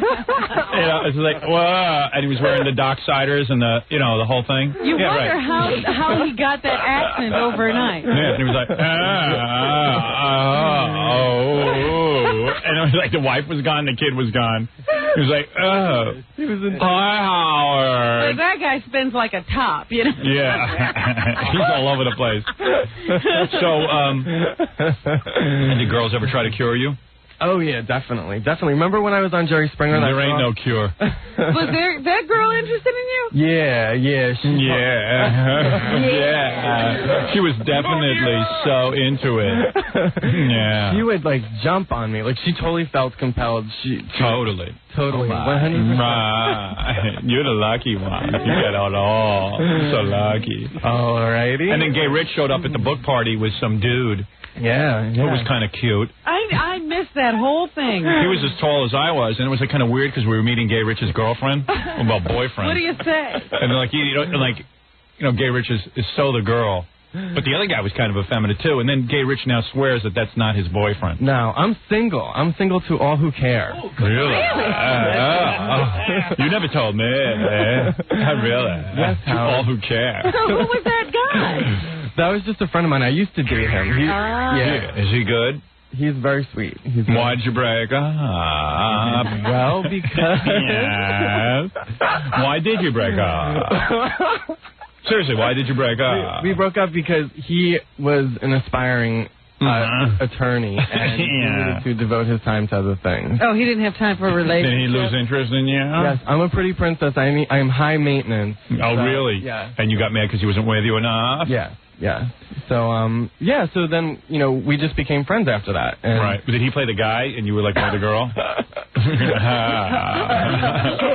Yes. He did? Yeah. It's a high-maintenance princess? Yeah, I'm a high-maintenance princess. So, anyway, how long were you with him? I was with him for a year. Yeah, because he was pretty good looking. He was like my height. Yes, he was. He was very tall. He thought you were a really nice guy. He enjoyed speaking with you. He was dreamy. So is he dating someone else now? Yes, he is. Yeah. I gave him a little conversation, right? Yeah, you did. Yeah, definitely. He very much enjoyed speaking with you. Yeah, and I didn't rap to him about gay stuff. I was just like, hey, how you doing, man? What's happening? You were totally cool. Yeah, I know. I know how to rap to gays. Yeah. Don't worry about it. I totally fit into the whole, that whole gay thing, like how you're supposed to rap to gays. I'm like real aware of that. I guess being in the entertainment industry? Yeah. Yeah, exactly. I'm almost in the entertainment industry, so I know about it. So I almost know what they do. You've learned a few things. Yeah, it was kind of like, I don't walk up and go, hey, what color hanky do you wear in your back pocket? So I know what you like to do. What's your girl name? Hey, yeah. What do I call you, Heidi? Oh, my. Do you have a girl name? You said no. I once discussed this with you. No, but William McCall, didn't you name me Super Homo or something like that? Is that your girl name is Super Homo? Super Homo. And so then I feel gay when he's in the room. You are Super Homo. It's very funny talking to Rich because I start to think I'm talking to a girl, and then but he's a guy. Yeah, he's Super Homo. So Super Homo says to me, well, he's been going around saying to everyone, look, for $1 million, would you give, oral pleasures to a man? Uh-huh. So there's been this whole discussion about it. I said, tax-free? Yes, it's tax-free. Is it a good-looking guy? What do you care? I care. Yes. Like $1 million if I did it on you or something and you were clean? Yeah. I mean, I don't know if you're not or what you are, but you look kind of clean. Yeah. For $1 million. So you would do it to Gay Rich for $1 million? Yeah, like this. I don't know. I don't know. What about why not? John was saying that would make you gay. Why does that make you gay? Of course it does. Why does that make you gay? I'll tell you what makes you gay. Because then Gay Rich says to Gorillo, all right, if you for $5,000, especially if it's for money, would you let a man do that to you? I'm saying if you get aroused. The only man I'd let do that to me is Tula, the transsexual, because that looks so much like a woman. But you're saying for like $10,000? And Jackie goes, hey, I let a dog do me. Who cares if it's a guy? Yeah, for free. Yeah, for nothing. Would you let it, seriously, Jackie, would you let a guy do that for like $10,000? I think you would. Yeah, a few beers. And relax. And if it's like, cute guy like Gay Rich, Super Homo. I don't know. Did I name you Super Homo? I forget. Yeah. We had an image of like Superman and me flying. Like my face was painted on Superman and all that. You'd hypnotize everybody around, Yeah. Why everybody around? So they wouldn't remember. You call you homo. But so who said what? I mean, who did Gorilla say for $10,000 he'd let you do it? Gary was the most adamant about, yes, definitely, no problem. He'd almost do it for free. Really? Yeah. Gary? Yeah. Almost for free? Almost. I think Gary's a homo. I'm telling you, man. Doggy. You're saying that he would allow you to do something to him. Well, we didn't say me, but we just... Some guy. Yeah, Yeah, he was totally adamant, but he was like, yeah, definitely. What's no big deal. You'd have to have a guy do it to him. Yeah, I said, but if you get aroused, you might be gay. Why do you think that? Because it's a guy. No. If you're being manipulated... I don't know. You have no choice. Right. Not me. Yeah. I'm all man. Oh, come on, let's see. Plus, they say that these guys are very good at it, Howard. Yeah. They're very... Gary, you'd let Gay Rich do that to you? How much? For like $1,000? No, they didn't. He didn't say it was him. Oh, any guy. I think for $10,000, I might let that happen. Yeah. I said I've let some pretty ugly women that I'm not even sure were women. I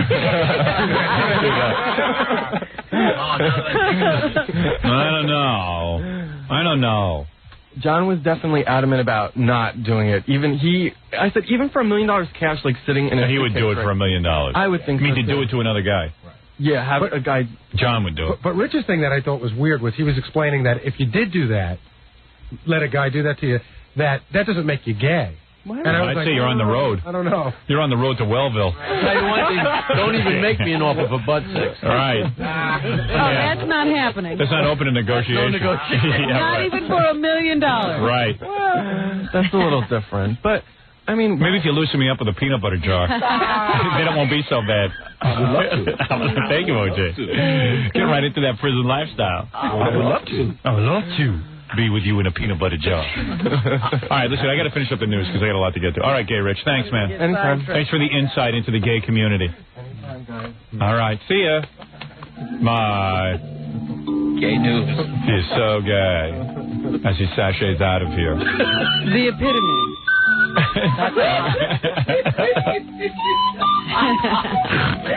The epitome of gay. I love pan flute. Theme music. For $1 million. All right, for $1 million. I know $1 million's not what it used to be. $1 million. Oh, my. Wish somebody would offer me $1 million to do that. And then afterwards, I don't have the million. Yeah. Oh. I chop his head off. Midnight Cowboy. You can't afford it. I don't have the million. I was kidding. I don't have it. You can have my school books. Oh, would ye 8-ball? Would you have sex with Gay Rich for $1 million? Why? Why are you hounding me? Not good. So, Robin, anything else in the news? Yes, some big news, of course, for the Dow Corning people, and bad news, I suppose, for all those people who are trying to settle with them over their breast implants. Dow Corning has filed Chapter 11 bankruptcy. Good. Another company put out of business by lawyers. Another company. Protection against its main creditors and thousands of women who say they were harmed by silicone gel breast implants. You know, let me tell you something. Dow Corning is a company. Do you ever hear of something called Corningware? Oh, yes. Don't they make Corningware? I don't know. I think Dow Corning makes that. I'm sure they make other things besides breast implants. This is a company that put these things out. Doctors put them in women. Women knew exactly that it was silicone, that it was not a man-made substance going into their breasts. They knew the whole thing about silicone. Robin and I used to talk about breast implants way back at NBC and say, hey, there's no doubt there's cancer. And women would come in and go, yeah, but I looked at her and I feel...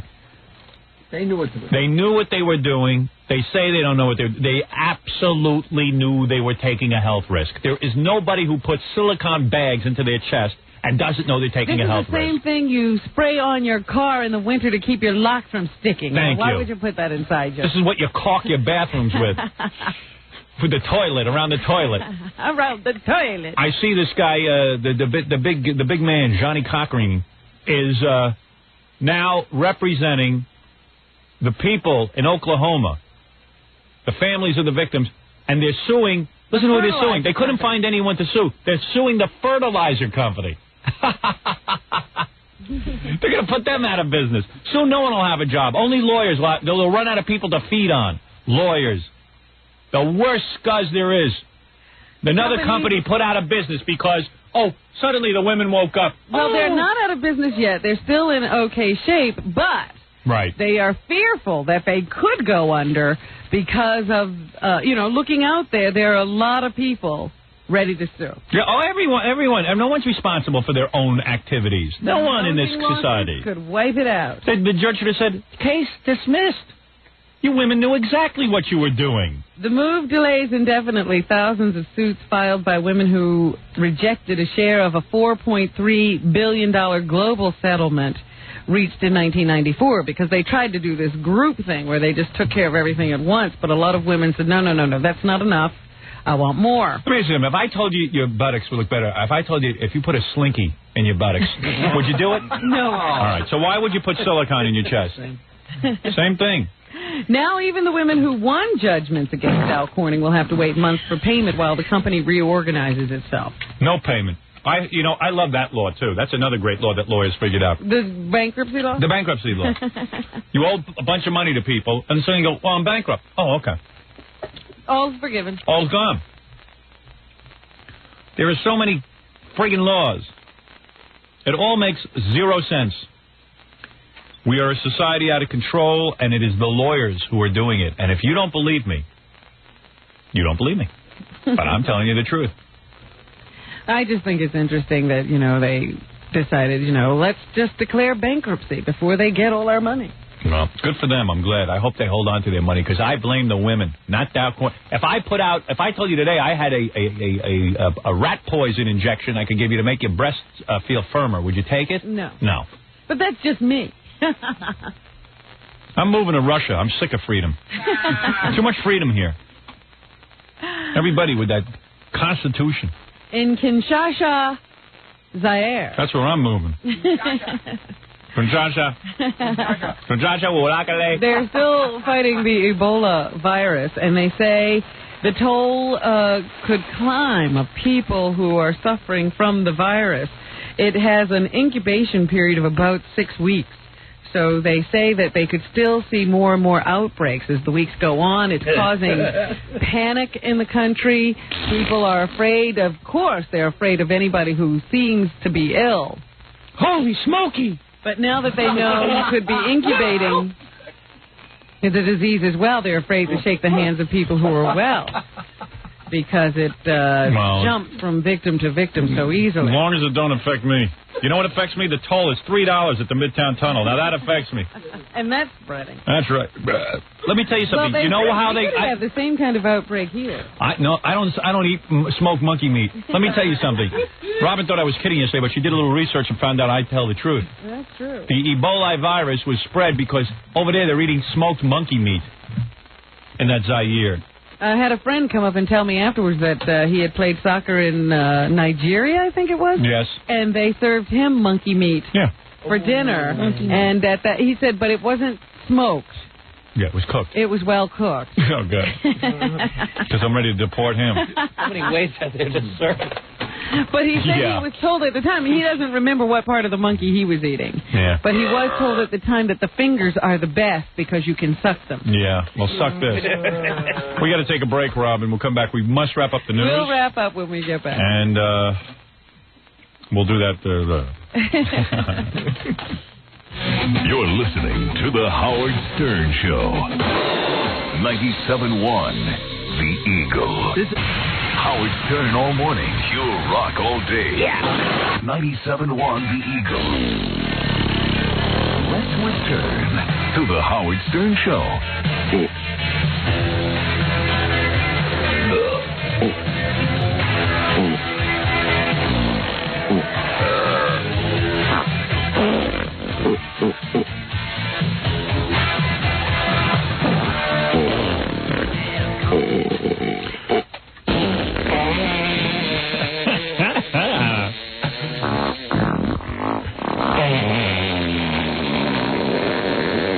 Jackie, what are you doing that into your arm? The crook of your arm? Jackie, do the thing with the ring. Jackie does this thing for us. Jackie takes his high school ring, and he puts it into the crook of his arm, and he squeezes it real tight, and he goes, okay, put your finger in the ring. What's it feel like? What's it feel like? I have to thank Roy Mitchell from 5th grade. Why does it have to be a school ring? Couldn't any ring do? No, it's not big enough. It's a little wider. Yeah.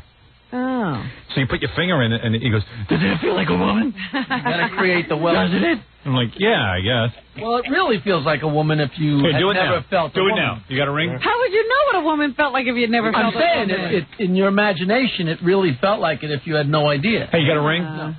You got a ring? John has a ring. It's Stuttering John. My ring would work. If I had a ring with me, I'd never get anything done. No, your ring's not thick enough. Yeah, Could be one of those It doesn't feel like a woman. Your ring You know what doesn't. it is? It's harder to hold it in the crook of your arm. Let me show you this ring. Oh, he's here then. There you go. Try to make anything into that. We should bring in somebody who didn't do it yesterday. Oh, John, did you do it yesterday? I did it yesterday. I want to do it again. I haven't been with a different woman in 20 years. It felt good to you. Yeah, it does. You need it. Am I coming over there? No, I'll just stand up. Here, do it. Hold on, I got to prepare it. This is an exact science. 30 years later. How do I do this? Let's see. Yeah, move your shirt, because I don't want to feel any cloth. I want to be with a naked woman. The hair there. I have to feel the hair on warm your arm. up your arm. Yeah, Jackie, brush the hair on your arm to the side. So it's involved with the ring. Are you ready? Go ahead, bro. Wait, I don't want to block the light. You want the lights dim? Oh, man. That feels just like a girl. $10. Hey, go ahead. Hey, Fred, did you put your finger in there? Put your finger in Jackie's ring. Doesn't it feel funny? Billy, did you do it? Yeah. Hey, let me put something else in there. Oh, please. Let me just wet that area down with my tongue. Hold on. Just remember that's Jackie's arm and John's ring. Thanks for ruining it. All right, let's wrap up the news and get out of here. We've got a life. That's true. Well, we don't have a life, but we should get out of We're here. going to pretend we have one. Yes. The O.J. Simpson trial continues. The woman from the Cell Tech Laboratories continues on the stand being cross-examined about how DNA samples were collected. Getting ridiculous. Judge Ito getting a little testy in the courtroom yesterday. Here he is once again being the new Judge Ito. The new Judge Ito. Yeah, he's yelling at everyone now. Now he woke up. He's going to rush the trial along. Meanwhile, they say that this woman who's been on the stand for 7 days, complete waste of time. One day could have been wrapped up. Well, I'm sorry. 1.1 is on the list. Oh, yeah, that's right. Okay, you're right. You're right. Okay, I guess we have all possible. Wait! When I say wait, everybody stops, including you, Dr. Cotton, including you, Mr. Newfeld. You can't argue with the witness and with the answer that she's given. You get to ask questions. You get to give answers, Doctor. Proceed. Oh, please. Wait. And he says it so... Wait. Like anybody can hear him. Wait. Oh, people want to get out of there already. The woman's been on the stand 7 days. Miss Clark, do you have a ring or something I can put in my arm? Now put your finger in here. What does it feel like to you? Wait. Miss Clark, wait. I think I have authority here. Meanwhile, I also understand that Mark Furman now has filed a lawsuit against Robert Shapiro. See, he has to get an attorney. Good. And he's hired that guy who represented the kid who was suing Michael Jackson. I love when lawyers get sued. I love it. So now he's got that guy, and so does Johnny Cochran.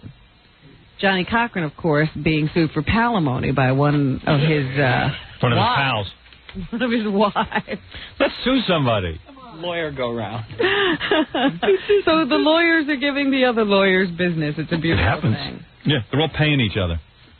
In Oklahoma, the attorney for Timothy McVeigh will try to delay the demolition of the federal building that was bombed there. I guess they think they could get some kind of evidence out of it to protect their client or to defend their client, so they're going to try to do that. Also, they think that, they'll be either letting go or charging that guy who says he knows McVeigh but had nothing to do with the bombing, who was picked up the other day.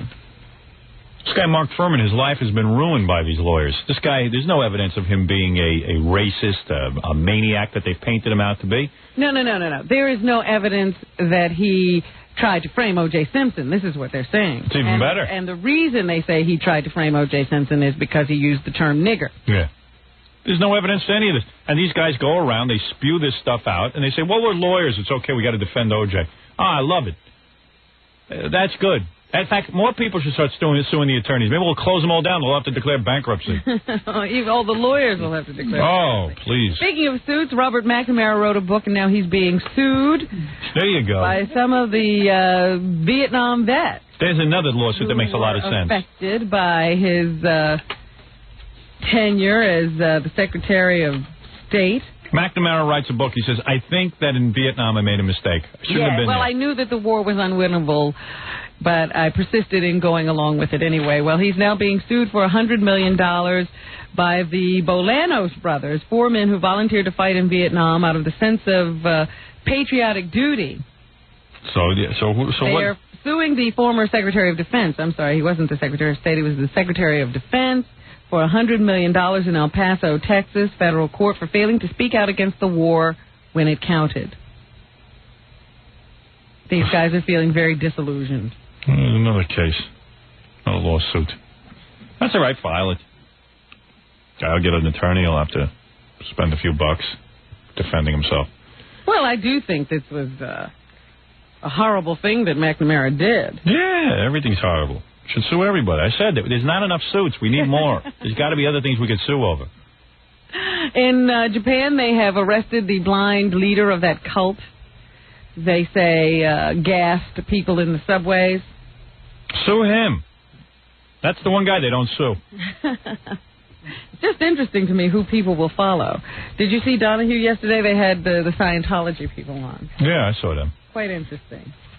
But anyway, the blind leader of this cult in Japan is very ill and blind from cataracts and swears that he had nothing to do with this whole thing, even though a number of the people they've arrested from the cult have given confessions as to their complicity in the bombing. You know a lot of blind guys become cult leaders? Is that true? That's a fact. They got that Sheik up on trial. Blind Santa Claus. They have the blind Santa Claus. They got him in Jersey up on trial for bombing the World Trade Center. They got the blind guy in Japan. There's a couple other blind guys, too, that I've heard of. Shoko Asahara, who is 40 years old, was meditating alone in a bedroom of the sex headquarters when the police rushed in to arrest him. Yeah, that's what I like, a sex headquarters. Sex. Oh, not sex. I thought they had a sex headquarters. You know what it is? These blind guys get lost, and they wind up in a cult. And people start following them. Yeah. They're lost. People start following them. A lot of times that's how it happens. That's how it starts. And then they're caught up in something bigger than they can handle. And they say there was a bombing at some office building in Japan today. Yeah. Which is not relieving the minds of the people over there at all about dealing with these cult members. You know, they're very shaky over there and are afraid of retaliation as a result of cracking down on the cult. Glenn Harris, the 33-year-old teacher who disappeared in March with a 15-year-old gym student, is expected to surrender to authorities today and be charged with kidnapping. Baby, I love you. Gym teacher out of control, out of kidnapping the students. He will come out of his hideout with his ninth-grade lover. I hope she has her silly putty with her. She was traveling with silly putty, a crayon book, and Jax.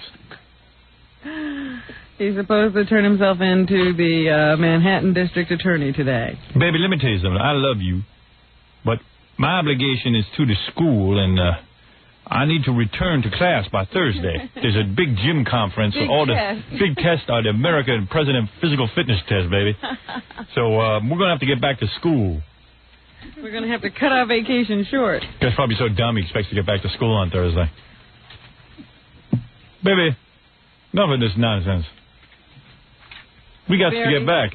Very strange story in the paper today. A man in New Jersey who was upset that he lost a case to have the child he had out of wedlock bear his surname,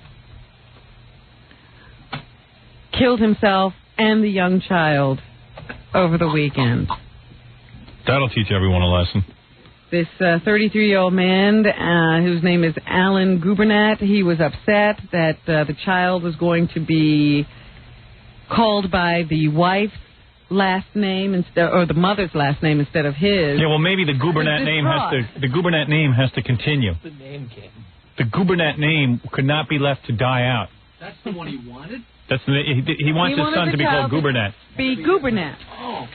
Goober is the Andy Mayberry imbecile character, and Nat is a bug that flies into your eye. Gubernat. He wanted his son to be Scott Gubernat. So, of course, the mother said, no way, Jose. Yeah.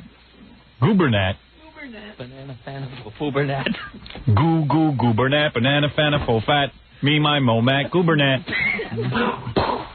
Well, the sad thing is, you know, the lawyers are saying they can't believe it. He seemed like he was an okay guy. Yeah, so does Fred. That he was irrational or anything. He seemed to be settled in the idea that the court would rule this way and this is the way it was going to be. He had visitation rights with his son every other weekend, and once during the week he never missed. So he picked his son up, and Gubernat. Alan Gubernat's father found them on Sunday. Baby, you got to understand something. If you don't name my son after me, the entire Gubernat family will stop as we know it. I'm sure his mother, little Scott's mother, is now sorry she ever started that fight. Who will wear the Gubernat crest? President Clinton, upset with the NRA, is continuing to step up his attack. He says that recent literature in which they say federal agents are wrong when they confront people about weapons and so forth and are advising people to do strange things to federal agents who are doing their job. He's now making statements in his speeches opposing that and supporting President Bush, who has resigned the National Rifle Association as a result of their literature. Here is President Clinton. I also agree. Stop yelling. With the fine letter that President Bush wrote just a few days ago. Who's he talking to? Law enforcement officers in this country deserve our respect and support. No one has the right to run them down or to suggest that somehow it is all right for them to be put in harm's way. Good point, but it gets obscured by the yelling. I think he was at some kind of a graduation. Mm-hmm. They always yell when they're on those microphones. I had a... Hold on, let me turn the page. Dream. I believe... I should do the radio show like that one morning. Just yell everything. I slept with my wife last night, Robin. A death row inmate in Illinois faces execution by injection tomorrow. Well, I guess it's this morning at 12 midnight tonight. That's why the president has no voice. He's yelling. I'm on to another story. Listen to me on this one. Death row inmate faces death at midnight tonight unless Governor Jim Edgar prevents it. So, there are a lot of people who are protesting this. This guy took his case to the Internet and got a lot of supporters. His name is Gervais Davis. Gervais Davis Gubernat. And he's convicted of the 1978 killing of an 89-year-old man who was shot during a burglary. Now, he says that, yes, he's robbed and done some bad things in his time, but it was his friends who killed this guy, not him. It happens. And he should not be on death row. Those who support him say there are a lot of inconsistencies in the case and too much reasonable doubt for this man to have ever been tried on a death penalty conviction. He was convicted by an all-white jury. Mr. Davis is black. And here is someone singing a song in his support.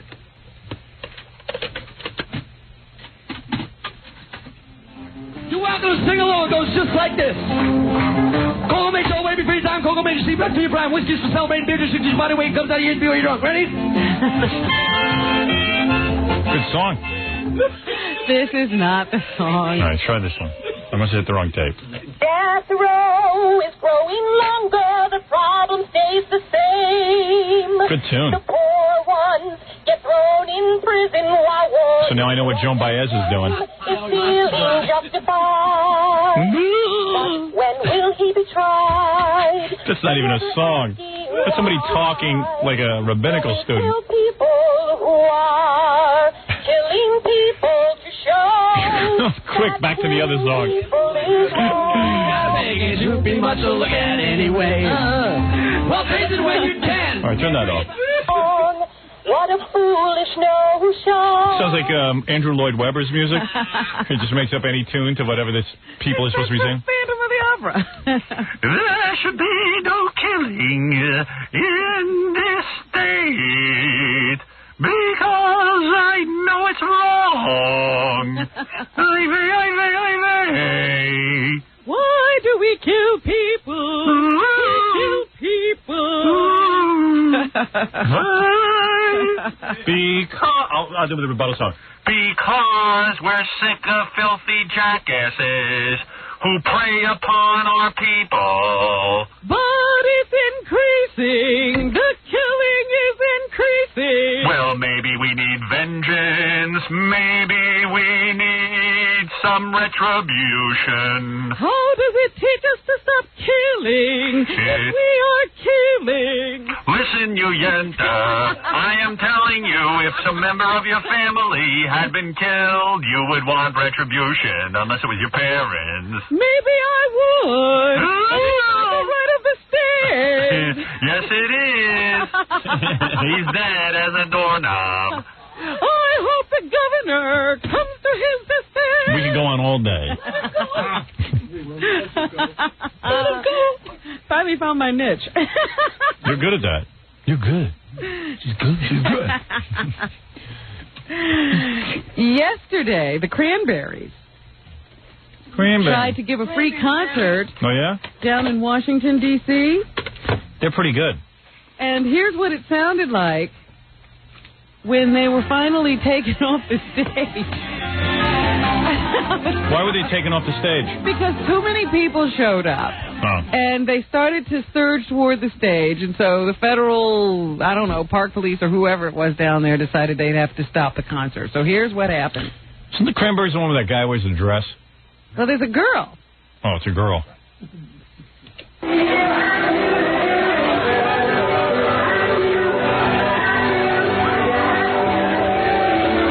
I thought that was a guy. It's a girl? Uh-oh. Why'd they take him off? Everything was mellow. It apparently didn't seem so mellow to them. And they were in the middle of their second song. You got your set. We got your money. Get out of here. I got your money, you suckers. And then there was a little bottle throwing and, a few Everything was other fine until they threw him off the stage. It's very important that everyone remain safe. Please do not throw objects. Woodstock. As someone could lose an eye, someone could get hurt. Thank you very much. Thank you for coming down, everybody. Yes, thank you for coming down. Okay, goodbye. No concert. No problem. It sounds like your dad. It's very important you guys sit down. You could lose an eye. Yeah, then you'll be a blind cult leader. All right, Robin. That's what's happening. Okay, remember Quivers of Life. Robin will be signing some books this Saturday up in Rochester at the Village Green at 1 o'clock. And on Monday, the 22nd, at Barnes & Noble in Paramus at 6:30 on Route 17N. Well, that's Quivers of Life, the new hit book, which everyone is reading and talking about. That's right. I mean, people rush up to me on the street and tell me that they enjoyed it, which is nice. Well, I enjoyed it, and I'll tell you what, I see a lot of people around the water fountain at work talking about it. Is that right? All the time. Jackie the Joke Man Marlowe, no one is talking about your comedy CD, but that doesn't mean it's not good. Because they're busy talking about Quivers of Life. Daughter Jackie's wild... They do talk about his reading. They do. Daughter Jackie's wild comedy... I haven't heard one conversation about your cassette or your comedy CD. But it is $10 plus $3 shipping and handling. Jokeland special, buy two, get one free. Call 1-800-323-KING. Enjoy the Jackie humor. Thursday night, May 25th, Jackie live at Rascals by the Shore for one of those rare opportunities to see Jackie in Ocean Township, New Jersey. For dirty jokes and Robin excerpts, call 516-922-WINE. Remember, 516-922-WINE is not a pay service. And be sure to see Fredsley West at the Carriage House in Brooklyn this Saturday. That's Fredsley West Fred's band. And don't miss Baba Booey at the East Coast Hobby Show in the Fort Washington Expo Center. Presley going to be there. I don't know. Don't miss Baba Booey at the East Coast Hobby Show in the Fort Washington Expo Center this Saturday from 12:30 to 3 p.m. And don't miss Stuttering John at the grand opening of Mavis Discount Tire in New Hyde Park, Long Island this Saturday, May 20th from 11 a.m. to 12:30 p.m. The first 1,000 people who can name a celebrity interviewed by John will receive a gift certificate for a free oil and filter change. And that was a commercial, John, not an appearance announcement.